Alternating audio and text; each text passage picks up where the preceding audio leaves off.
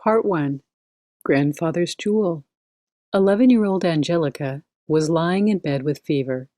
She was watching the large snowflakes falling and did not realize that her father was standing next to the bed. "Are you sleeping or daydreaming?" he asked. "No, I was just watching the snow falling. I'm tired of being stuck in bed for so many days. Dad, please tell me a story." Dad pulled a chair next to the bed. "What kind of story would you like me to tell you?"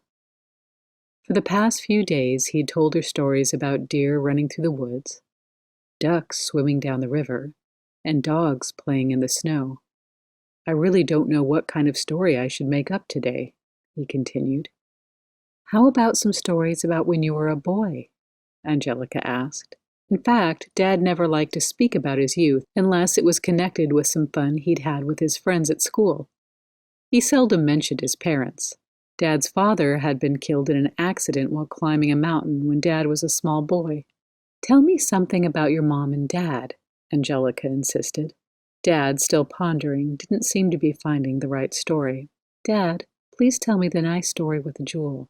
So Dad started the romantic story of how his parents met many years ago. Grandfather Robert was a handsome, slim young man who caught the eye of all the young ladies when he walked down the street. Robert was well built and taller than most of the young men in the village. He had vivid brown eyes. His hair was black. He had a tanned skin, and his mustache gave him a noble bearing. He was working hard with a well-known architect and was eager to build up his career. In his time off, he loved playing the guitar and singing with his friends. One night, he attended a party in formal attire, as was customary at the turn of the century. The party was at the house of his friend Anthony Main. He put on his coat, a tie, and of course his golden tie clip. After work, he never went out without wearing his tie clip. It was obvious that this golden bar with a little hand holding a diamond held a special meaning for him. After some formal conversations, the party turned out to be quite lovely, including singing and dancing. Robert was flattered when he was asked to play his guitar and sing the local folk songs. The party lasted until midnight. When Robert returned home, he realized that his precious tie clip was missing. Probably he had lost it while dancing. He was terribly upset and didn't sleep at all that night. First thing, next morning, he went to the Mains' home and told Anthony's mother of his loss. Nervously, he explained that his golden jewel had a very special meaning in his life and to his destiny. His greatest hope was that someone would find it. "Of course." Miss Main saw Robert's pain and answered, "Today we will sweep the floor and most certainly we will find it." Out of an unexplainable impulse, Robert said, "If a nice young lady finds it, send her over to my house. I will marry her. She is my destined wife-to-be." Surprised, Miss Main realized how important that golden tie clip was to Robert. She knew that all the young ladies in the village admired Robert. Mrs. Main asked some of the young ladies who had attended the party to come and help sweep the floor and clean up the mess from the party. However, she did not mention a single word about the loss of Robert's tie clip. She was curious to see which young lady's destiny it was to find it. Alice, the daughter of the local carpenter, was a beautiful young girl and rather shy. Sweeping the floor, she found the missing tie clip in a remote corner. She brought it to Mrs. Main. "Look, Miss Main, I found this while sweeping the floor. Do you have any idea to whom it belongs?" Alice asked. Her son, Anthony, answered, "It's Robert's." It was a golden bar with a little hand holding a diamond, a fine piece of jewelry especially for those days. Mrs. Main couldn't help but wonder how Robert ever got it. "Alice, you better rush over to Robert's house and bring him his tie clip," she said. "No, no, Miss Main, I can't go over there. I'm too shy." "Anthony, please, you bring it to him," Alice answered. However, Miss Main insisted. "Since it was you who found Robert's precious jewel, you have to return it to Robert." Finally, Alice gathered all the courage she could muster and brought the clip over to Robert's house. About 1 year later, Robert and Alice got married. Robert had the local goldsmith change his tie clip into a charm that Alice wore around her neck every single day until she died, 39 years later. After Dad finished the touching story about how his parents met, Angelica asked him, "What could have been the reason that this tie clip was so important to your father?" "I have no idea," Dad replied. "There was certainly some secret to it." Intrigued yet skeptical, Angelica asked, "Is the story true?" Yes, yes, Dad answered. When I was a boy, this story was told by many people in the village, including Anthony's parents. However, as a young widow, my mother never wanted to speak about it. I was unable to discover what the secret actually was. Angelica always hoped each time Dad told her this story that he might add something new to it, maybe add a piece of information leading to the story's great secret, a missing piece of the puzzle. But Dad's story never changed. That night, Angelica promised herself that someday she would try to find that missing piece of family history. During the time she was sick, her father also told her stories from Greek mythology and about how the gods and goddesses lived on beautiful islands surrounded by the dark blue sea and dolphins playing by the shore. I can almost see the dolphins play, just like in a movie. Good, Angelica. I love to tell you stories that are like paintings, colorful so that you can visualize them, Dad answered. Dad, have you ever been on a Greek island? Yes. I would love to visit a Greek island and see dolphins in the blue sea. Dad answered, just keep your desire in mind. Maybe someday you might be able to travel there. As an architect, Angelica's father had clients throughout Europe. He was constantly traveling and working in big cities. His dream was to build his own home on the piece of land he owned near the woods. The plot had a breathtaking view overlooking the Engadine Valley and the joining of two rivers, surrounded by snow-covered mountain peaks. It was a beautiful location near St. Moritz, where English tourists started winter sports in 1864. Dad had to postpone his dream because of World War II. He had to spend almost 4 years as an officer in the Swiss Army, stationed high up in the mountains along the Swiss-Italian border. The army defended the country from Italian invaders and caught smugglers who tried to sneak up the small mountain trail to bring merchandise across the border. It was a boring task, watching for smugglers and keeping the morale of the soldiers high, especially during the long, cold winter evenings when snowstorms raged near their small military cabin. Dad kept his soldiers busy and in a good mood by singing, playing cards, and drawing funny sketches. In quiet moments, he designed details for the house he was determined to build as soon as the war was over. During wartime, Angelica's mother made a living by running a home for pregnant Italian refugees in an empty tourist lodge. She and other women in the village stayed busy collecting clothing and food and organizing the refugees' immediate needs. A nurse and the village midwife tried to smooth the hard destinies of these desperate women who had crossed the border at night, hoping to find a place to rest and recover after giving birth to their babies. Everyone in the village shared. The farmers added milk, cheese, vegetables, and bread. Angelica helped out by distributing the soup they cooked in a huge pot over the open fire in a farmer's kitchen. During wartime, the kitchen was the only warm spot in the house, heated by the wood fire stove that also served for cooking. Food was scarce. Only small children got extra rations for milk and bread. In this dire situation, the atmosphere in the village was upbeat, and everyone helped one another. After the war was over, the village returned to normal life. Angelica's father had no work right away, so he started to build his new home with the help of some of his army friends. They finished the house within 2 months, and Angelica's parents proudly moved into their dream house on the hill near the woods. In winter, Angelica's walk to school was exhausting, as their house was far from the village. Often she had to plow the way with her skis through very deep snow for more than half an hour before reaching the school. At noon, all children went home for lunch. On these hard winter days, Angelica had to leave school immediately to make it back in time for the afternoon sessions. Sometimes she arrived home exhausted and was hardly able to eat her hot meal, an important necessity on such cold days. In the Alps, winter is very cold and the days are short. After the school day was over, she had to grab her skis and hurry uphill to reach home before the night came in. Sometimes she met 4 deer on her way home. Little Angelica talked to the deer and even gave them names. The animals knew her and would give her a quick look and then continue to graze under a tree where the snow had not yet accumulated.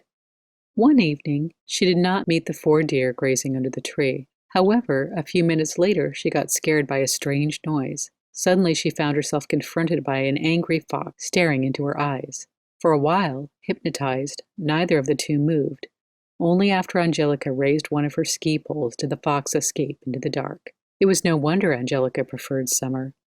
Angelica was used to long, cold winters with lots of snow and cool summers. For the contrast, she dreamed of hot summer days. The few glacier lakes in the valley were not warm enough for swimming. Angelica had not even seen a rowboat on those lakes, nor had she ever been near the sea. Still, As a child, she was often haunted by nightmares of drowning in deep waters. Oddly enough, she never had the common nightmares most children have of lions or tigers chasing her. She cringed when someone even mentioned ships or the sea. On such occasions, she would cover her ears with her hands. Just hearing the word steamer or sea made her shiver. Years later, she wondered if this reaction might be the result of a trauma from a past life experience. When Angelica was 13, she accompanied her parents on a summer vacation to Italy. As they approached the Mediterranean coast, Angelica was terrified while the others were excited. Instead of looking at the sea, she focused on the palm trees on the other side of the road. When her father took her for a walk along the seashore, she was terribly frightened and held on tight to Dad's hand. Later, he could still see the imprint of her fingernails on the palm of his hand. Angelica had a love-hate relationship with the sea. Though she hated the thought of this endless water, she also found it compelling. She reflected on the Greek sagas her father had told her concerning the islands. In the Mediterranean Sea of Italy, however, there were no islands to see, just an endless horizon of water. It was during this visit that she vowed to overcome her intense fear, someday. At school, the teacher often found Angelica studying the large world map that hung on the wall next to the blackboard. Angelica was constantly dreaming about foreign countries and continents. Her favorite classes were those on geography and exotic cultures. Dad's schoolmate, Nick, nurtured her fascination with travel. He had just returned from the tropical island of Sumatra, where he spent many years working on a coffee farm. Nick told Angelica how he had trained elephants to work for him pulling trees and carrying heavy loads. Another source of fascination came by mail from the United States. After World War II, her dad's uncle, Victor, sent letters with beautiful stamps from America.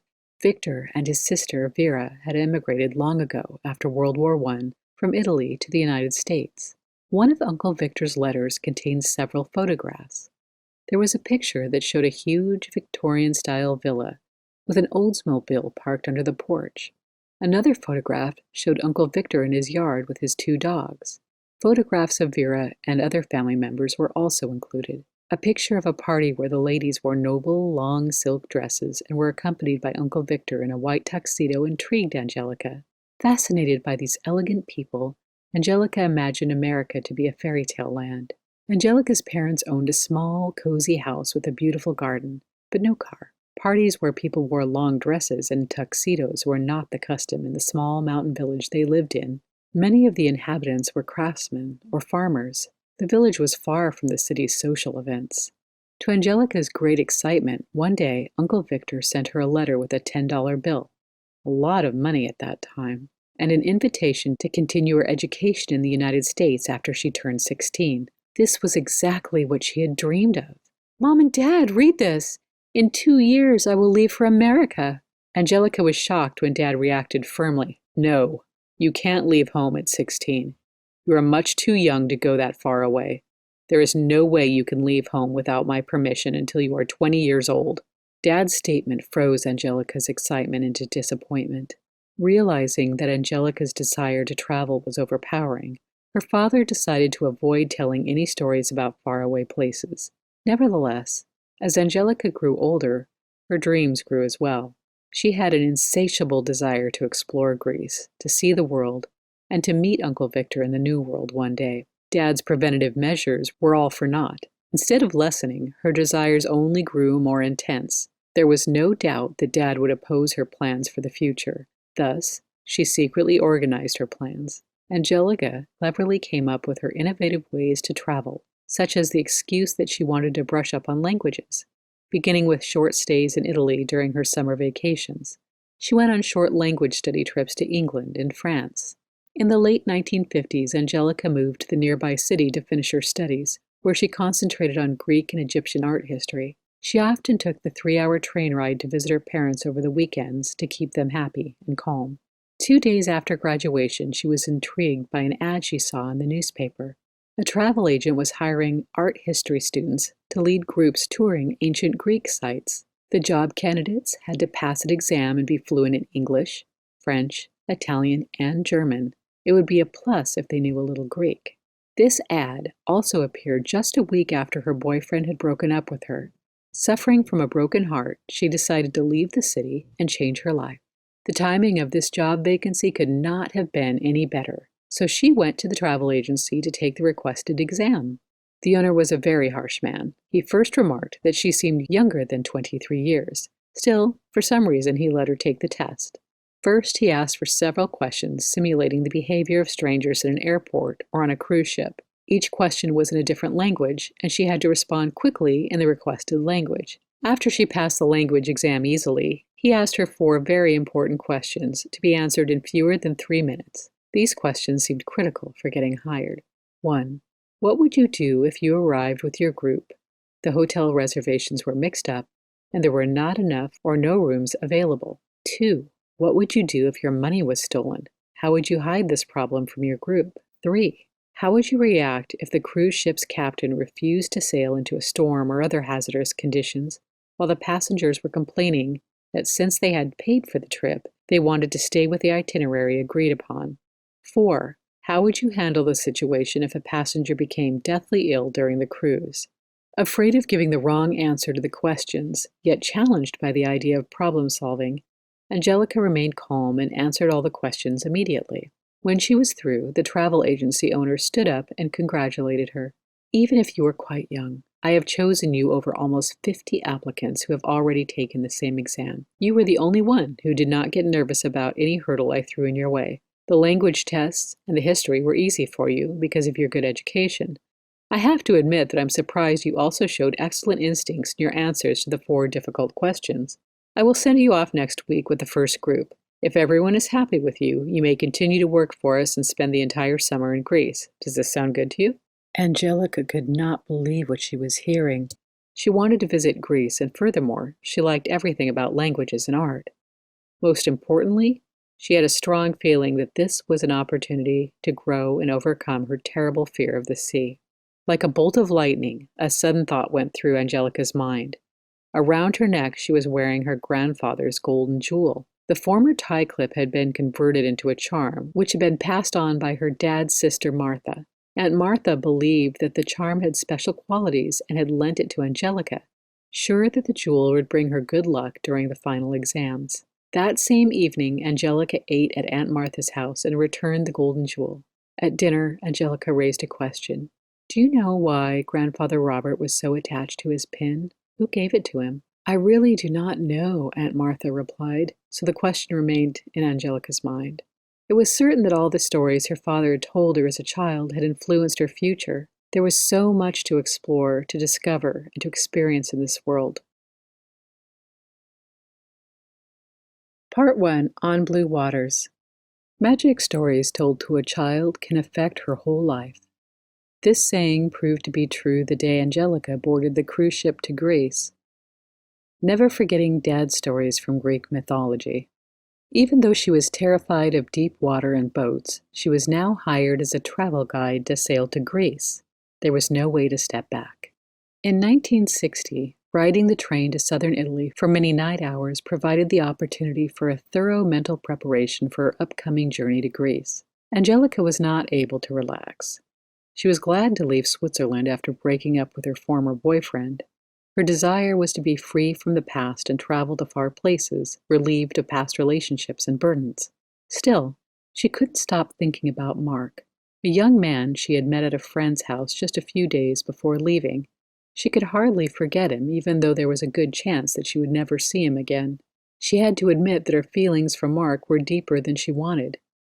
When she thought about that evening, her heart started to pound. She needed to put those feelings away. He had promised to write her. Would he ever write? The next morning, she stood at the Italian pier with her group of 20 tourists. While waiting to board the cruise ship, she experienced the unfamiliar salt smell of the sea, mixed with the exhaust from the huge vessel. Suddenly, a fresh breeze came toward the harbor. The sea next to the pier was dirty with slicks of oil floating along. Angelica looked farther out at the immense mass of water. It was blue. There were no waves in sight. The group was eager to board the big Greek passenger vessel. Their bags and suitcases, as well as her luggage, were already loaded. The boat was scheduled to leave in 1 hour. Waiting for the boarding stairs to be lowered, Angelica looked up at the side of the white vessel where there were several rows of circular windows. She noted the life rafts. The crew was busy, and the captain stood on the bridge giving orders. A little smoke came from the stack, and the engine hummed calmly. Angelica's adventure was starting right now. Though proud she had the courage to leave her home country, it suddenly occurred to her that she was slightly afraid of carrying the responsibility for guiding a group of 20 strangers to a country she knew by books and history only. After her group was on board, she made sure that each member of the tour group got the type of cabin he or she had ordered, and that all were settled and happy. Soon, dinner would be served. They would all drink wine, chat, and laugh. The latter two would obviously be greatly enhanced by the alcohol. Angelica realized more than ever that traveling at sea was not a dream. It was pure reality. The boat would bring her to new shores, to a destination that just might change her life entirely. From the railing, she watched the crew preparing for the final departure. Angelica was now forced to overcome her fear of the water. She was ready to travel, see, experience, and explore the world. She was determined to learn about other people's way of thinking and understand foreign cultures and languages. "Please, all passengers aboard. The boat is leaving in 10 minutes, the voice of an officer on the bridge blared through a loudspeaker. Half dreaming, Angelica walked up to the upper deck. She felt the fresh breeze from the sea and realized this was the beginning of her first 2-week tour she was guiding in Greece. Angelica leaned on the railing, watching the boat getting untied. The anchor lifted, and the ropes pulled up by the sailors, who then rolled them nicely up until they looked like sleeping deck snakes. The moment the last rope was unhooked from the pier, Angelica felt anxious. The people waving from the pier became smaller and smaller as the vessel sailed. As Angelica observed the Italian shore disappearing, she fully realized the ship was now on open waters. This was a turning point in her life, and the challenge to fight her phobia. Angelica was unable to join the group for dinner because of the mixed feelings haunting her. On one side, she was very excited to finally travel to Greece. On the other side, her fear was growing. Why had she ever put herself in this position? She had accepted the job to guide this group on a cruise to visit the Greek islands, and by taking responsibility for those 20 persons, she had hoped to overcome her weakness. She had no choice but to follow through. Suddenly, she was brought back to reality when she felt someone standing next to her. "Are you afraid?" the old captain asked her. He looked 75 years old at least and was not shaved. He had a dark suntan and his face was quite furrowed. Obviously, he had been exposed to winds, water, and storms all his life. He wore a freshly pressed white uniform with many golden stripes and bars. "No, I don't think so," Angelica answered slowly. "You aren't telling me the truth," he replied. "I am an old man who has been at sea since I was 15. I can tell just by looking at you that you're terrified. What's your name?" Surprised that he could see right through her, Angelica knew it was futile to hide her fear any longer. "My name's Angelica. I'm the tour guide of the group that is having dinner right now." "Angelica, aren't you hungry?" the old captain asked. "No, I just want to stop being afraid. This is my first trip on open sea." "Now, girl, since I'm an old sea bear, I'll show you how to overcome your fear by watching the waves and understanding what they want to tell us. My name is Angelus. Please call me Angelus and not Captain. By the way, do you realize how similar our names are? I will be your advisor at sea." She looked at him and commented, "Your name sounds like you're an angel sent to help me overcome my fears. What a strange coincidence that our names are so similar." "I do believe that our meeting was meant to be. I will be your teacher and help you overcome your fear," Angelus promised. Then his severe face relaxed into a slight smile. "I was never married and never had any children, so I will treat you like the daughter I never had." Angelus taught Angelica a lot about the sea and how to deal with difficult people. He became her good friend as well as her teacher. As the days flew by, she learned how to behave out at sea and to avoid getting seasick if the sea was in a bad mood, as Angelus would say, from huge waves stroking the vessel. Angelus took her up to the bridge, where he showed her the navigation instruments. As promised, he taught her how to watch the waves from afar and explained how to cut them properly. That way, the passengers would not feel much of the rocking. The most beautiful moment was at the end of the day, watching from the bridge as the sky grew darker until the black of the water merged with the black of the night. Then all was wrapped in an immense mass of darkness. Sea Bear. Angelus gave her a lot of confidence until she felt that she could easily manage the next few days at sea. One day, the boat was rocking and most of the people from her group were seasick. Angelus told her to eat 3-day-old dry bread only. This helped keep her from getting sick. Though far too old to still be captain on call, Angelus could not be kept off his vessel or off the sea. He had started his career as a mate in San Diego and worked his way up before coming to Greece. Here everyone had a great deal of respect for him. Since he was very reliable and trustworthy, the shipping company still let him run his vessel at his late age. The boat had become his true home, and the officers knew that if he were ever to be let go from his duties, he would die. Angelus never wanted to go inside or live in the captain's quarters. His berth was set up outside, just behind the bridge, partially covered by a straw roof to give him some shade at noon. An old chair and a small table were all the furniture he needed. His quarters looked like a fisherman's hut on shore, decorated with nets and shells. On the wall hung a single yellowish photograph of his parents with him as a youngster. He never ate with the crew. He prepared his own food on his camping cooker. An original, Angelus intimidated the passengers on board, including members of his crew. Though he was tough with his staff, they respected him, because there was no one better when it came to solving difficult situations out at sea. Angelus became Angelica's mentor. Not only did she feel safe with him when the sea turned rough, she also learned how to observe the different colors and water patterns in the sea, important issues for understanding rapid weather changes. These details were also useful for selecting the proper course and adjusting the speed to handle waves, storms, and water depth. Part 1. Tsunami. After visiting the ancient sites on the island of Crete, all of the passengers returned to the vessel in the late afternoon to be ready for departure to the next island. Most went to the bar right away for happy hour, drinking, chatting, laughing, and playing cards while the boat slowly left the pier and headed out to sea. As usual, Angelica was with Angelus and his first and second officers on the bridge during departure. The boat passed the lighthouse, which then slowly passed into the distance, leaving the island as a small silhouette behind. Suddenly, the horizon changed to a strange gray color. As the ship advanced, the gray color turned darker and darker. On the bridge, Angelus and his officers were puzzled. They had never seen such a strange phenomenon before. The handsome first officer was nervously shaking his head while he looked through his binoculars. He had no idea what this change could mean. As they came closer, Angelica could see that the surface of the gray wall was moving. All on the bridge suddenly realized that the wall was not made of fog. It was a wall of water. No word was spoken by anyone for half a minute. Those 30 seconds seemed to last for an hour. Lost in thought, Angelus turned his face up as if he was praying to God. Then his expression became very serious, and his voice bellowed commands that nobody had ever heard from him before. "This is a huge wave. We have to cut right through it." Now Angelus firmly instructed the first officer to change direction and turn the boat's bow straight toward the great water wall. Then he used the loudspeaker to command all passengers to get inside immediately. He ordered the mechanical engineer down in the engine room to be prepared to turn the motors on for full speed. Angelus turned to Angelica and the crew on the bridge. "Angelica, stay exactly where you are and hold on tight. All crew, be alert and follow my commands only. No arguing at all." He then shouted down the megaphone pipe to the engine room, "Turn the motors up to full speed, now!"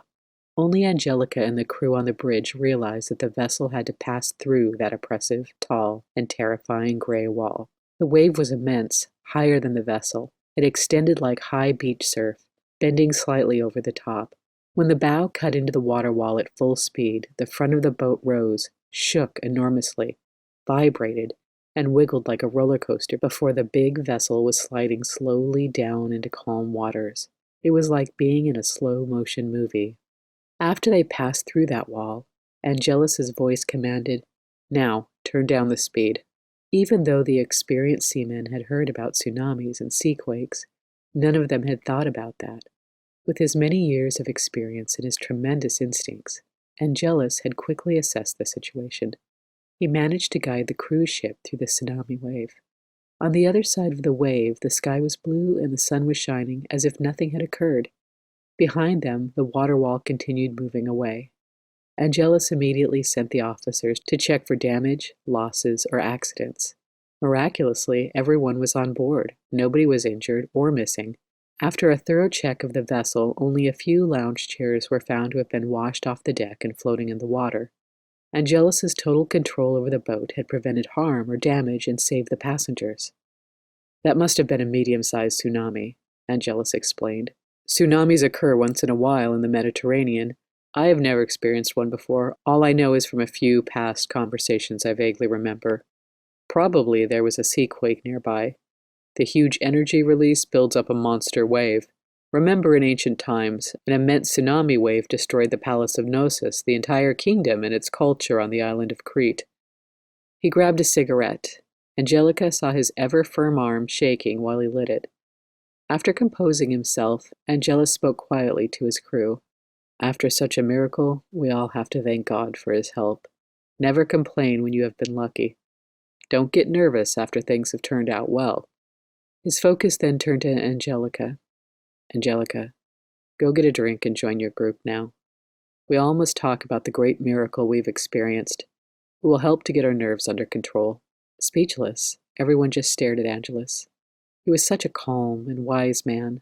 Angelus decided to wait out at sea for half an hour prior to changing course and returning to the harbor, because he suspected that aftershocks might cause smaller waves to follow. Luckily, the tsunami traveled parallel to this part of the coast, so some swell hit the harbor only. Back at the pier, some people at the crowd who had seen the boat's departure were still present, surprised to find themselves suddenly standing in about 1 foot of water. Some suitcases and baskets floated in the water off the pier. Children were crying, and merchants were running after their goods. Chaotic situation. After the boat was docked and rechecked, Angelus decided that an immediate departure would be unsafe, so he ordered his crew to tie the ship ashore for another day. To Angelus's credit, he'd saved the big cruise ship and a great many lives. Soon after this heroic incident, the shipping company awarded Angelus for his alert and responsive handling of a difficult, unique situation. From then on, Angelus was given permission to remain on his boat for as long as he lived. The tour group was relieved and happy to get an additional day off for exploring the labyrinth of the Palace of Knossos. After their tsunami experience, they all understood the disaster that happened when the ancient Cretan culture was washed out by a rare monster tsunami wave centuries ago. It was late at night when Angelica finally returned to her cabin. She was exhausted and fell asleep immediately. She was happy to have an extra day to prepare for the excursion to the next island, taking the group to see the ancient site of Delos, where, according to Greek mythology, Leto gave birth to her twins Apollo and Artemis. Part 1. The Remote Beach. Still exhausted after the tsunami experience, Angelica decided to spend her day off alone at a tiny, remote beach. She needed to think through and absorb what had happened the day before. Why had she ever left her country to undergo such an extreme situation at sea?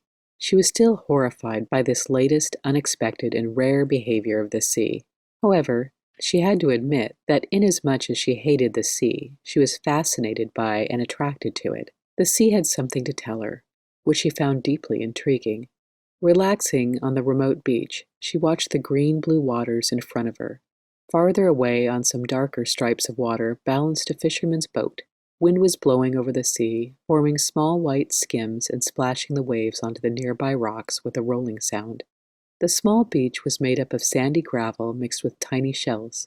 Large rocks protected her from the wind. Near a rock, she could see a blooming oleander bush fluttering in the wind. The pink flowers turned toward the blue sky, and the scene looked like a painting. Why don't I paint to capture such special moments? She mused. Maybe it's better just to capture these experiences and let them dive deep into my mind. She was going to travel for several months, so where would she store these paintings? Memories could travel along without taking space or being part of the luggage. Angelica contemplated the sea and fully enjoyed her day off with no passengers to take care of. Suddenly, a wave brought a child's red rubber ball ashore. She picked it out of the water, held it in her hands, and decided to throw it back into the waves to watch it come and go with the surf. A splash! What was that? A small dolphin swam close to the shore, picked up the ball, and started to play with it. Angelica dared not move. She was afraid that the dolphin would remark her and be afraid. Watching the play fascinated and amused her deeply. After a while, the ball floated back to the shore, and the dolphin was gone. Angelica stood, picked up the ball, and threw it as far as she could into the waves, where it bounced up and down. Immediately, the dolphin was back. It seemed unafraid of her presence, so the two played together. Whenever the red ball returned to the shore, the dolphin took off for a dive and swam far out to sea, making a squeaky sound. When she picked up the ball and threw it back into the water, the dolphin re-emerged to play with it. Angelica and the dolphin continued to play this game for at least half an hour. When she imitated the dolphin's squeak, it would instantly answer. She was amazed to be able to communicate with this young dolphin. She admired its light gray color, remarkably tiny, vivid eyes, and pointed, shiny nose. It seemed to laugh all the time. When she was a little girl, she would talk to deer she met on her way to school. She was used to talking to wild animals. However, it was unusual to find a dolphin ready to play at this quiet place. Angelica was finally able to relax. Sometimes the quietness was interrupted by a seagull's cry before it dove into the water to catch a fish. Angelica knew that Greece meant a lot to her, but there was no logical explanation for it. She felt at home here. She adored the Greek landscape, the warm sun, the dry islands, and the Greek way of life. She had even begun to get acquainted with the sea. She appreciated this remote area where nobody would bother her for the entire day. Finally, she fell asleep while the fresh wind was licking her face. A lizard, creeping on her, woke her up. As she jolted out of her sleep, the lizard stared at her and then ran away. It stopped to look back with its black eyes before it escaped under a rock and disappeared. Had she heard some stones rolling? Suddenly, she had the feeling that someone was approaching. Today she wanted to be alone and daydream, so she pretended to sleep. "Hello," said a familiar man's voice. Angelica did not dare to open her eyes. "Are you alone here?" he continued. "How did you find this secret place next to my family's property? This is the place where I used to sit when I wanted to relax and be by myself." Angelica still did not budge. "Angelica, I see that you're just pretending to be asleep," he insisted. She opened her eyes. It was Ionis, the boat's first officer. "Hello, Ionis. How did you find me out here?" she asked. "I wasn't looking for you, Angelica. After yesterday's experience out at sea and having a day off, I just decided to sit and relax for a while at this spot. Normally nobody knows of it. And who do I find here? You." Ionis was a typical Cretan, with red... "I wasn't looking for you, Angelica. After yesterday's experience out at sea and having a day off, I just decided to sit and relax for a while at this spot. Normally nobody knows of it. And who do I find here? You." Ionis was a typical Cretan with reddish fair hair and beautiful blue eyes. He was young and handsome, even more so in the white officer's uniform he was not wearing today. They spent the rest of the afternoon discussing and praising Angelus's nautical skills until both of them had to return to the vessel. Part 2. Ionis. Back on the boat in the evening, Angelica asked the members of her group how their days had gone. The group seemed happy and not at all frustrated because the cruise had stopped at this interesting island for an extra day. The boat was ready for departure. The sea was nice and calm. Its turquoise color promised a smooth ride through the night as it sailed to the next island. After all the group members were settled, Angelica went up to the bridge to watch old Angelus command the boat out of the harbor. It was fascinating to see his superior skills as he guided and trained his officers. Once he was done, sea-born Angelus disappeared into his hut. He was no longer needed on the bridge. The moment Angelica was about to leave the bridge, Ionis beckoned her to stay. "I think now is an excellent moment for explaining you the function of the instruments," he said. He demonstrated the use of the depth finder, the radar, and other instruments. He pointed to a map and outlined the course the boat was taking. Finally, he picked up some special tools for observing and measuring the positions of the stars, thereby determining the boat's longitude and latitude. These tools had been used in the old days and were still handy to use now. The modern tools might fail. Angelica was ready to learn more about the sea. She liked Iona's soft voice, his attitude, and his patience as he taught her the complexities of determining and maintaining a boat's course at night until the next harbor was visible. He was a very good sea officer and engineer. Though Ionis seemed to like her a lot, Angelica was reluctant to have a romantic adventure yet. Moreover, she had made up her mind to travel, explore the world, and be free for the next few years. So she tried to stay out of Ionis's way and to avoid private encounters with him, especially when she came to realize that there was a mutual attraction. Part 2. On the way to the next island. The following morning they landed on the Greek island. Angelica kept herself busy showing her group beautiful, ancient sights even during her time off. She took them into a small town with narrow roads and colorful staircases that were decorated with myriad flowers. Donkeys and black cats easily mixed with old, local people and the few tourists on the roads. In the evening, Angelica and her group sat in a coffee shop. They watched the fishermen get into their small wooden boats and head out to sea. Still, some fishermen's boats remained swaying with the current. White houses that resembled bits of sugar on the neighboring hill surrounded the little port. Angelica and her little group watched the sunset while drinking Restina wine. Seagulls flew overhead, finding pieces of bread that some tourists were throwing into the water. The group was extremely happy to get Angelica's extra attention.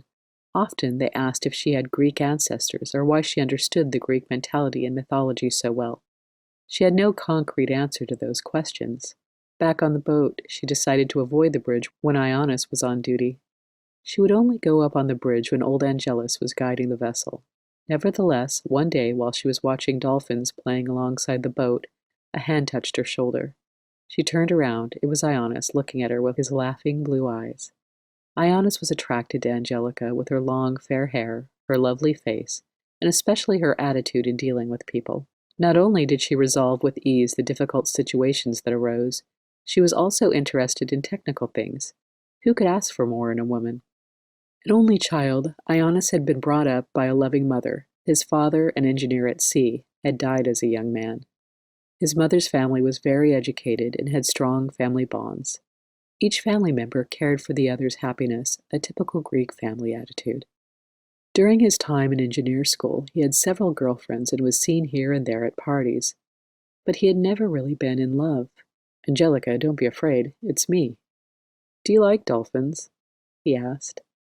"Look at how they play. They have no problems to hide. They just enjoy life. As it is, at the moment. How about you? Sometimes you seem a little sad."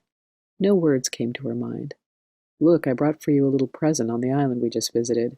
He paused for a while and then mustered up all the courage he could to say, "I love you just the way you are." Angelica was terribly embarrassed and her face turned red. She had no idea what to do or say. Was she afraid? Very politely, she thanked Ionis for the gift, then excused herself by saying a problem had arisen within her tour group and she needed to solve it right now, and went straight to her cabin. Later that evening, she returned to the railing. What should she do with Ionis's gift? It was a beautiful Greek silver bracelet with engraved dolphins. Should she wear it? She was insecure, because if she wore it, he might get the impression that she was making a commitment to him. If she didn't wear it, he might be offended. What a dilemma! A few days later, she decided to lose the bracelet on purpose and let it slip from the boat into the sea. Was that fair? Later she explained to him that the bracelet became hooked on the railing and dropped into the water, forever lost in the Aegean Sea. Whenever Ionis walked by Angelica, he looked at her with loving eyes. It was obvious that he was in love with her. Angelica didn't know how to handle her own feelings about Ionis after she realized that she loved him too. Yet she couldn't totally forget Mark. Would she ever see him again? Mark had impressed her so much in just that short period of time. Still, she assumed that he had already forgotten her. Her heart was torn between two poles. There was no way to know if Mark had ever thought of her. He had asked for her address before she left for Greece and told her that he might write. Yet he never wrote. Possibly he had said it just to be polite, battling with her feelings for both Mark and Ionis. She decided to remain indifferent to both. Angelica was relieved when her cruise trip was over and she could return to Switzerland with the group. Ionis had signed a captain's contract to command a cargo ship. He seemed sad, knowing that in the next few days he was leaving for a long journey to the Indian Ocean, and would not return to Greece for at least 6 months. Angelica told Ionis that she was going back with her group to Switzerland and would never return to Greece. She was certain that they would never see each other again. Part 2. Back in Greece again. 10 days after welcoming her home, the travel agency asked Angelica to return to Greece as its local representative for the entire summer and fall season. She would be responsible for organizing and managing the multitude of reservations at hotels, cruise trips, local guides, and unforeseen situations. Knowing that Ionis had left Greece for at least 6 months, she signed on for the job extension and was more than happy to return to Athens. A week later, she left Switzerland, taking a new group by train through Italy and handling the passport and immigration procedures. Then they boarded Angelus's vessel to cross the Adriatic Sea and sail through the canal of Corinth to Piraeus. Back in Greece, she was busy confirming reservations, welcoming arriving tour members, and solving unexpected problems. Often, she guided groups to the Peloponnese, visiting Delphi, Olympia, and the theater of Ephesus, or traveling to some Greek islands. She loved her job, loved Greece, and even learned to love the sea. Sometimes she was back with tourists on the same boat with the old sea bear, Angelus, who protected her like a father. He started to teach her the Greek language. However, Angelica did not have a clue that the purser on Angelus's vessel was Ionis's first cousin, who immediately wired Ionis that she was back in Greece. Now Ionis was the responsible captain of a heavily loaded cargo vessel, traveling through the calm and rough seas, mainly along the Asian coasts. It was a challenging voyage. They landed at several ports. Sometimes they had to anchor and wait out at sea until they got a slot on the pier to unload their cargo. Then the ship was loaded with new cargo to haul to other distant ports. Ionis spent most of his time on the bridge, where nobody disturbed him. His thoughts were mostly with Angelica. He could not remove her smile from his mind. Would there be any chance to see her again someday? He remembered too well that she had left Greece and she had told him that she would not return. Obviously, she had been brought up in a different culture. Possibly she did not like Greece at all. Maybe she was a flower that wasn't meant to be picked by him. Maybe she loved somebody else she hadn't told him about. Still, he continued to send her postcards from Istanbul, Beirut, Singapore, Hong Kong, and other cities where his vessel docked. 6 weeks later, Angelica escorted a group of tourists to the port of Patras, where they would board a ferry boat to take them back to Italy. After they left, she was exhausted. It had been a hectic trip, and the tourists had been both difficult and demanding. So she planned to spend a calm evening in Patras and take the first bus to Athens early in the morning. Her friends owned a small restaurant near the port, and she decided to enjoy a relaxing dinner there. Once seated at a table, she ordered a Greek salad, a freshly caught fish, and a glass of wine. A 9-year-old busboy came, set the table with a plastic tablecloth and 2 plates, 2 forks, 2 knives, and bread for 2. Angelica said, "Today I am alone. My group just left with the last ferry boat. No one else is joining me for the dinner, so you may eliminate 1 set of plates." "That's fine," answered the friendly boy, but he did not take away the extra place setting. Possibly he had not understood her Greek, or had been told to set all tables the same way. After a while, when the food she had ordered arrived, the boy brought 2 glasses with wine, 2 plates with fish, and 2 salads. Again, Angelica repeated, "I'm alone and not expecting anyone." The boy's answer was again, "That's fine." Starving, she'd begun to eat her dinner when suddenly someone pulled up a chair on the opposite side of the table and sat down. She looked up from her plate. It was Ionis. How on earth could this be possible? Speechless, she almost fainted. Ionis took her hand and said, "Angelica, I came back especially to see you. To do this, I had to break my contract. The penalty for this is loss of work for many months. I just could not resist after my cousin wrote me that you had returned to Greece." Angelica was still unable to talk, and she knew that she looked puzzled. Ionis continued, "I sat here and watched you sending off your group, knowing that the next bus to Athens would not run until tomorrow morning. I hid and waited to find out where you were going to have dinner. See, an old friend of mine owns this restaurant, and I was sitting in his kitchen while you ordered. It was my friend's idea to set the table for 2 so I could join you after the food was served." Angelica was angry that she'd been set up like this. How should she react? Ionis, on the other hand, seemed elated. Remember the dolphins? They enjoy life just as it is. Learning from the dolphins' philosophy, Angelica decided to make the best of the encounter and enjoy her dinner. So far, she had never experienced anyone who cared for her as much as Ionis ever did. Certainly not her ex-boyfriend, and from Mark she had never heard a single word. They ate dinner together and refreshed their memories of the cruise trip with Angelus, still marveling at the sea captain's skills. Ionis reported his experiences with raging storms in the Indian Ocean and incredibly dirty harbors where they had to unload their cargoes, sometimes waiting out at sea for days. Both of them acted like two old friends who hadn't seen each other for years, sharing their various experiences. After most tourists had left, the only activity near the port of Patras was some fishermen preparing their nets to go out to sea after midnight. One could hear faraway sounds of Greek music coming from two restaurants. Ionis mentioned that he was staying at the Olympic Hotel. What a coincidence, Angelica laughed to herself. She was checked in there as well. She immediately decided to take protective measures and moved down the road to the Blue Asian Hotel as soon as she could escape from the restaurant. His choice of hotel could not be a coincidence. Ionis had most likely staked that out as well. The customers left the restaurant one by one as night darkened the little town. Angelica politely excused herself. She was extremely tired after a long, busy day. Ionis happened to run into another old friend and stayed behind to chat. Taking advantage of this, Angelica bid him a quick good night and ran to the Olympic Hotel to grab her few belongings. At the Blue Asian Hotel, an elderly woman all dressed in black gave her a small room. This room was on the second floor, looked toward the harbor, and didn't have a balcony. Angelica liked it because there was no possible access from the outside. She still wanted to take precautions after she closed her room door, double-checked the lock, and pushed a heavy dresser in front of her door. It was a very warm summer night, and she left the window open to get some fresh air. She did not turn the light on and got undressed in the dark. From her window, she peeked out and still saw Ionis laughing and chatting with friends at a bar down the road. Angelica felt safer after her move. The melodic tunes of the Greek songs coming from the restaurant nearby helped her to fall asleep. She did not know how long she'd been sleeping when strange noises from outside woke her up. Suddenly, having climbed up a trellis, Ionis entered her room by the window. Terrified, Angelica was ready to scream. "Please don't scream," Ionis said. "You know me. I'm an honest man. I won't do any harm to you. I love you so much, and I came back to marry you." In a shock, Angelica replied, "Please, Ionis, leave me alone. I have a boyfriend back home." "What's his name?" Ionis asked. Taken aback, Angelica quickly had to think of someone's name. "His name is Mark." She hoped to be safe for now. "Are you just making up a name, or is this true?" Ionis asked.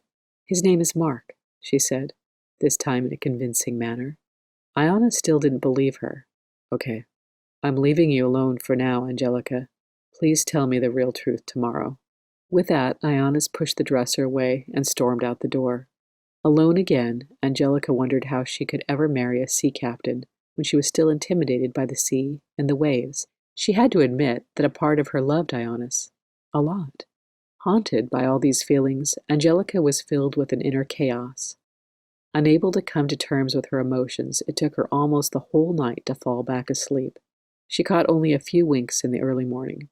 She met Ionis at the bus station, and he explained that he had pulled some strings to reserve the seat next to hers. They rode the bus back to Athens together.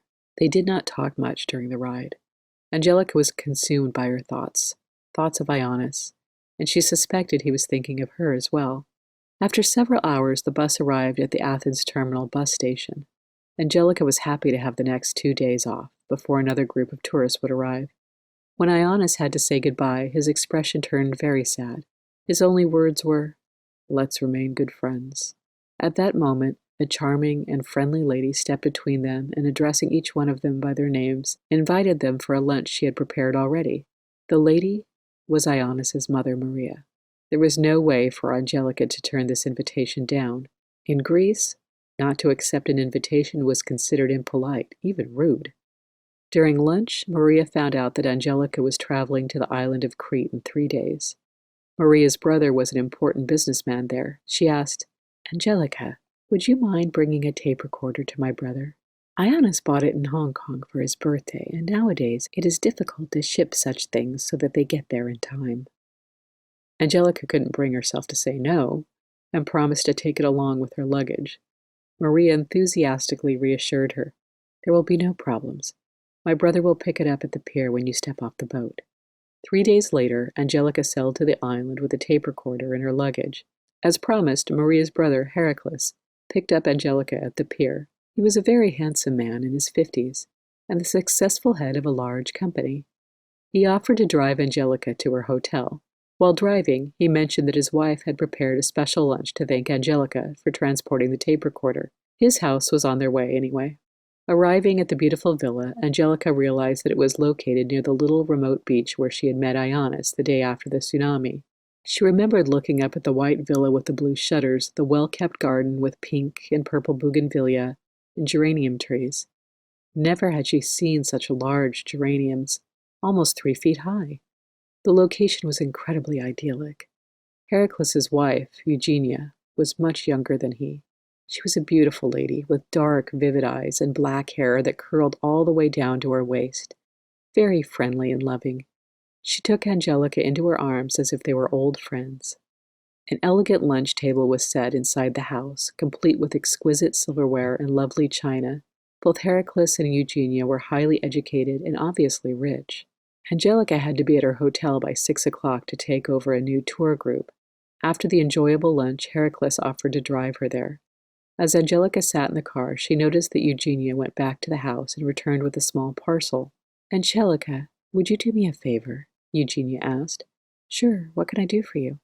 "Maria's birthday will be in 10 days. Could you bring her this small parcel when you head back to Athens?" "Of course," Angelica replied. "And here." Eugenia pulled an ornate tablecloth with typical Greek embroidery out of a bag. "This is for you, Angelica. I'm sure you will like it." "Thank you so much," Angelica said. On her way back to the hotel, Angelica could not help but wonder why Eugenia had given her a tablecloth. What would she do with a tablecloth? Angelica began to put the odds and ends together. Did Heracles and Eugenia think she was going to marry Ionis? Did Maria ask her to bring Heracles the tape recorder so he and Eugenia could meet her and check her out? Now she was asked to deliver this small parcel to Maria. She couldn't help but wonder if this was plot. Could she be caught in a mousetrap? Maybe this was their secret way of letting Maria know that they approved of Angelica and agreed that she could become part of the family. Angelica was haunted by many uncomfortable feelings. Back on the go with the new tour group, however, she was so preoccupied that she didn't have time for those racing thoughts. Every day she was busy touring ancient sites and checking out new locations to visit with groups next time. Part 2. The Church. Back in Athens, Angelica knew that she had to deliver Maria's birthday present. After all, she had promised Eugenia. Maybe Angelica was just making up all kinds of crazy fears about the situation. Unable to convince herself otherwise, she decided to drop the small parcel at Maria's house the next afternoon. She thought at the time there would be a good chance that Ionis would not be home. Maria was very pleased to get her birthday present and served Angelica coffee and sweets. Though she was uncomfortable about lingering, Angelica knew that she couldn't refuse Maria's heartfelt Greek hospitality without being offensive. Half an hour into her visit, Ionis emerged from his room to join the ladies. Angelica's heart started pounding. Surprised to see him here, she was paralyzed and did not know how to react. "Hello," he said. "I'm so glad you came. Today is my mother's birthday, and I'm taking her to a show that I know she will love."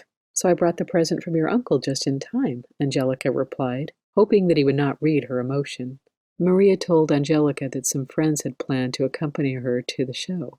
Unfortunately, one girlfriend had gotten sick and canceled. "It just so happens that I have a spare ticket. Angelica, do me a favor and come with us." The show at the Herodes Atticus Theater near the Acropolis was known to be great and mostly sold out. Though Angelica had always wanted to see it, she pondered the repercussions and finally excused herself, claiming she had a lot of work. Angelica felt increasingly uncomfortable about the situation with Ionis and his family. Did she love him? Yes, maybe. She was aware of all the cultural and traditional differences between them. The Greeks had strong family bonds. Often, while a husband was at sea, his wife would live in his mother's house. This loss of freedom was a difficulty Angelica would never be able to withstand, and she questioned how a marriage to Ionis would turn out in the long run. If only he were not an engineer working on boats at sea, she would never be able to live at his mother's house while Ionis was gone for many months. Or even worse, he might want her to accompany him on his voyages, and she would have to live on a cargo ship for months. How could she bear that, being afraid of the water? Impossible. The very thought of the sea made her shiver with fear. Her only thought was, I'd better stay out of all of that. But Ionis would not let her. Angelica, I know that you do not have another tour group until Tuesday morning. Your last group left yesterday. It's your time off. Ionis insisted. Don't lie. Please stay. Otherwise you'll disappoint my mother on her birthday. Ionis stood up and kissed Angelica warmly. She didn't know what to say. She was paralyzed by his kiss. Evening came, and Maria handed Ionis 2 tickets. She then left to pick up her girlfriend. Ionis and Angelica promised to meet them at the show. Then everything turned out totally differently from anything Angelica could ever have expected. On their way to the theater, Ionis insisted that they stop at an old church he was eager to show her. Knowing that an argument was futile, Angelica let herself be dragged along. Once they were inside, Ionis met a man, apparently by pure coincidence. It seemed that they had known each other forever as old school friends. The 2 men stood next to the door and spoke for a long time. The discussion suddenly became intense. Not the way 2 friends would have an informal chat. There was something specific about it.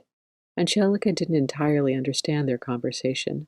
They were speaking too fast, in Greek, which she had not mastered that well. Still, Angelica had a strong feeling that they were talking about marriage and her.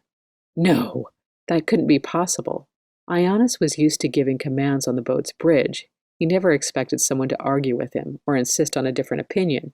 Here, however, the other man kept listening quietly, intently, and then arguing. Like a lightning bolt, it went through her mind that this man was the priest. Petrified, Angelica knew that there was no way out. She was caught in a mousetrap again. How can I escape from here? She thought. How could she get out of this church? It was impossible, because the 2 arguing men blocked the only exit the church had. Quietly, she decided to look around at the church's decorations and walk down the aisle to the altar. Angelica, there is an interesting statue in the small side chapel to the left. Go and take a look. It might be of interest to you. I'll join you in a few minutes, Ionis said. After Angelica examined the statue, she saw an open door that led to a small room around the corner. Possibly she might be able to escape through there. The small room had 1 window, and it was open. Panicked, she decided to jump from that window, which was quite high above the ground outside. She landed in a patch with thorny rose bushes. Happy to be free, she did not even notice that her knees were badly scratched and bleeding. Hiding as closely as possible along the church wall, she rushed away from the window and finally found an exit to the busy street. She ran, feeling like a burglar escaping the scene of her crime. It was almost dark when she reached the hotel where she worked. Dmitri, the manager, was shocked to see her pale, bleeding, and nervous. Angelica, what happened to you? Out of breath, she curtly explained that someone was pursuing her and that she needed to move to the second hotel next door, right now. She urged Dmitri never to tell anyone where she had moved. If anyone ever asked for her, Dmitri should pretend that she was still in this hotel but extremely busy. Dmitri would be the only one who really knew where she had moved and could call her by phone when needed. Angelica had known Dmitri since she started her job in Greece. She knew he was trustworthy and reliable. He was a family man, a father of 3 small children. Dmitri helped her immediately to move to an attic room. Under his protection, Angelica felt safer. Beyond tired, she fell asleep in her new room. She had experienced far too many unforeseen events during the past few days. Shocked over Angelica's sudden disappearance, Ionis never met Maria and her friend at the theater. Instead, he searched for Angelica in the church. She couldn't have left. It was impossible, because he and the priest had been standing in front of the only exit door. The 2 men searched for her in every corner. How had she ever sneaked away? Eventually, they saw the open window in the small room as well as some footprints in the rose bed. Ionis was deeply hurt. All of his good intentions were abruptly dismissed. The priest was speechless. 1 hour later, a confused Ionis arrived at the hotel where Angelica was staying. He was certain she must be there. She wouldn't be out at this time of night. At the reception desk, he pretended to be a travel agent who worked with Angelica. He asked Dmitri for an appointment with her. Dmitri answered with an air of indifference. I have not seen her lately. She still might be out with a group. Would you like to leave her a message? I am sure she will call you back about your bookings. Convinced that Dmitri was telling him the truth, Ionis left a short note for Angelica. Please call Ionis as soon as possible. A problem with your bookings for the islands has arisen. Ionis never told his mother what happened at the church. His excuse was that Angelica had to go back to her hotel because one of the group members had come down with a serious illness. Angelica got Ionis's message the next morning. She was still recuperating from the previous evening's escapade. She decided not to reply. Ionis left her a note at the hotel's reception desk every single day after that, saying how terribly unhappy he was. Still, she did not reply. Angelica was unhappy too. Though she cared for Ionis a great deal, she had no other choice but to stick to her guns. It's harder and harder to keep Ionis away from the hotel. I'm sure that he is deeply in love with you, Dmitri mentioned to Angelica after yet another visit from Ionis. I know, Angelica answered. The next time he shows up, please tell him that I had to leave immediately to Mykonos and Rhodes to replace a sick tour guide. Ionis was terribly upset not to hear a word from Angelica. When Dmitri told him that she had left, he realized that it was over.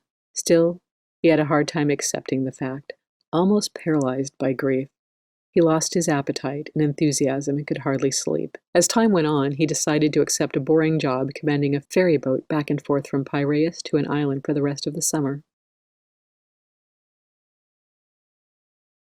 Part 2. Delphi. Angelica was now traveling on a bus with a new group, visiting the old sites of Delphi and Olympia. From there, they continued by boat through the Canal of Corinth to see some nearby islands. Not everything turned out as planned. On their way to visit the Oracle of Delphi, the bus had a flat tire, and therefore the group arrived late in Delphi. At the hotel in Delphi, Stavros, the manager, was flustered when he saw a second group arriving.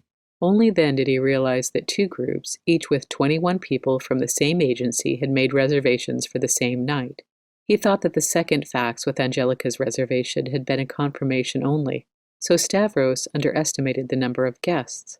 After accommodating the first group, he had 5 rooms for double occupancy left in his small hotel. To make things worse, it was already 9 p.m. Petrified, Angelica had no idea what to do. There was no other hotel in the entire area. What can I do now? It is late and I just can't ask my group to travel any farther today. My people are tired and hungry. Please, Stavros, help me, she pleaded. Sympathetic, Stavros suggested that he could feed the group first and offer free wine along with the meal. While the group ate, he and Angelica could brainstorm for possible solutions to find rooms in the village. Angelica, it is always my policy to feed people before telling them that there is a problem. They are less likely to complain once they've eaten. Stavros, a very wise man, knew how to handle any situation with competence. The members of the tour group were really hungry and thirsty, so they were delighted to eat and drink first. Checking into their rooms was a secondary thought. Stavros gathered a pile of clean sheets and some pillows. He and Angelica called on local people asking whether they were willing to rent their master bedrooms for one night. After each household agreed, Stavros and Angelica would quickly put clean hotel sheets on the beds and move on to the next house. In Angelica's group, there were 21 persons. 10 could be accommodated in the hotel. Another 8 settled in private homes of locals. That meant 3 young men were still without lodging. There was no way to find any additional rooms in the small village. The problem seemed unsolvable. Yet the last resident they visited offered his goat stable for the night. Since his goats were out in the field the entire summer, the stable was clean and had not been used for many months. Stavros turned to Angelica calmly and suggested that the 3 young men might certainly prefer to sleep in the stable rather than on the uncomfortable bus seats. Let me tell you, Angelica, it's just a matter of how you explain this situation to them.